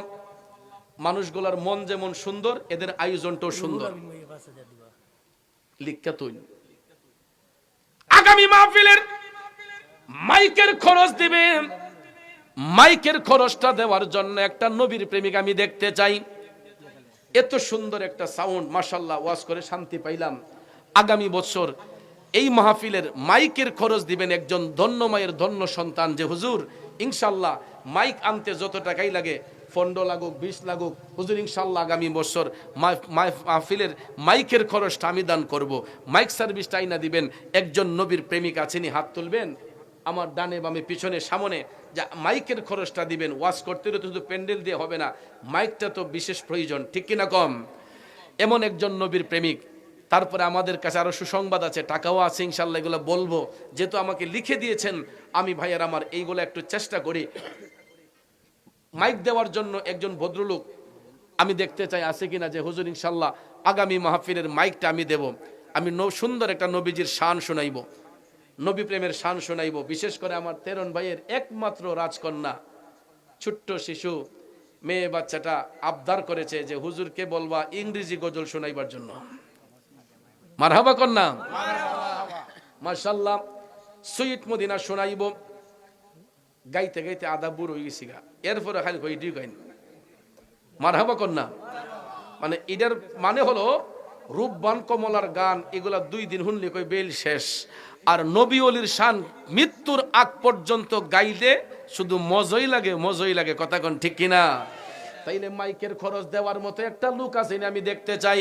ধন্য মায়ের ধন্য সন্তান আগামী মাহফিলের মাইকের খরচটা দিবেন। মাইকের খরচ দেওয়ার মতো একটা ধন্য মায়ের ধন্য সন্তান আসেনি। এ নবীর প্রেমিকেরা, মাইকের খরচ দিবেন এমন একজন লোক। তেরন ভাইনি, নারে তাকবীর, নারে রিসালাত। আমার তেরন মিয়া ভাই, মাও নাই বাবাও নাই, এতিম সন্তান তেরন ভাই। আল্লাহ তাআলা ওনাকে যেমন মন দিয়েছে, মন ধন দিয়েছে, সন্তানও দান করেছে। মনে বড় স্বপ্ন, 2টা ছোট্ট ছেলেরে আলেম বানাইবে, হাফেজ বানাইবে। একটু আগে যেই ছেলেটা সুন্দর ইসলামী সঙ্গীত গেয়েছে, আমার ঘর থেকে গেছে আপনার বাতিজা খুব সুন্দর কণ্ঠে গজল গায়, শুনলেই বুঝবা। আসলে হুন্না বুঝছি, খুব সুন্দর কণ্ঠ। আল্লাহ যেন তার এলিমের দরজাত বুলন্দ করে, আমিন কম। আমার সদ্য বড় ভাই জনাব তেরন মিয়া সাহেব, মানুষটা যেমন সুন্দর, মনটাও সুন্দর, কিন্তু মনের মধ্যে আনন্দ হইল, একটা কষ্ট, মা নাই বাবা নাই। তেরন ভাই টেনশনের কোনো কারণ নাই, মা বাবা রুহু আপনার দিকে তাকাই আছে গো ভাই। আমার তেরন মিয়া ভাই মা বাবার কবর আত্মার শান্তির জন্য আগামী এই মাহফিলের মাইকের খরচ করবি দান, আল্লাহ যেন রোজ হাসরে বাড়াইয়া দেই ইজ্জত সম্মান। জোরে কি মারহাবা বলা যাবে না বন্ধু?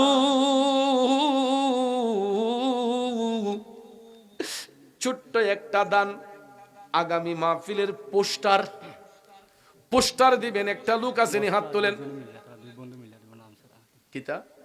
আচ্ছা, এটা কইবনে পোস্টারটা দিবেন কে? পোস্টার দেওয়ার মতো একজন লোক আসেনি।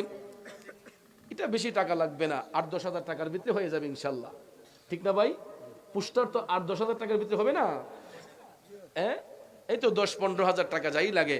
তো একজন ভদ্রলোক যে হুজুর ইনশাল্লাহ আগামী মাহফিলের পোস্টারের খরচটা আমি দান করব, একজন ভদ্রলোক আছে আমার চোখের সামনে, ডাইনে বামে পিছনে, হাত তুলে যদি বলতেন মনটা খুশি হয়ে যেত। মাশাআল্লাহ, মারহাবা। আসেনি ভাইয়া, নবীর একটা শান শোনাইয়া দেব। এমন একটা নবীর প্রেমিক যদি পাই, হাতটা তুলে যদি বলতো যে হুজুর আমার নামটা লেখেন, আগামী মাহফিলের পোস্টারের খরচ দিবেন একজন নবীর প্রেমিক। মুরব্বীর একটা কথা বলে যে যার বংশে করছে দান সেই জানে। মঞ্জুর মিয়া ভাই কইবা আসুননি? মঞ্জুর মিয়া ভাই সবার কাছে দোয়া চাই। আব্বা আম্মা আসেনি ভাই? মাও নাই বাবাও নাই। আমার মঞ্জুর মিয়া ভাই চিন্তার কোনো কারণ নাই। মঞ্জুর মিয়া ভাই মা বাবার কবর আত্মার শান্তির জন্য, কবরবাসীর আত্মার মাগফিরাতের জন্য আমার মঞ্জুর মিয়া ভাই আগামী মাহফিলের পোস্টারের খরচ করবেন দাম, আল্লাহ যেন রোজ হাসরে বাড়াইয়া দেই ইজ্জত সম্মান। জুরে কোন মারহাবা, আরো জুরে কোন না মারহাবা। ওরে মায়ের কান্দন যাবত জীব,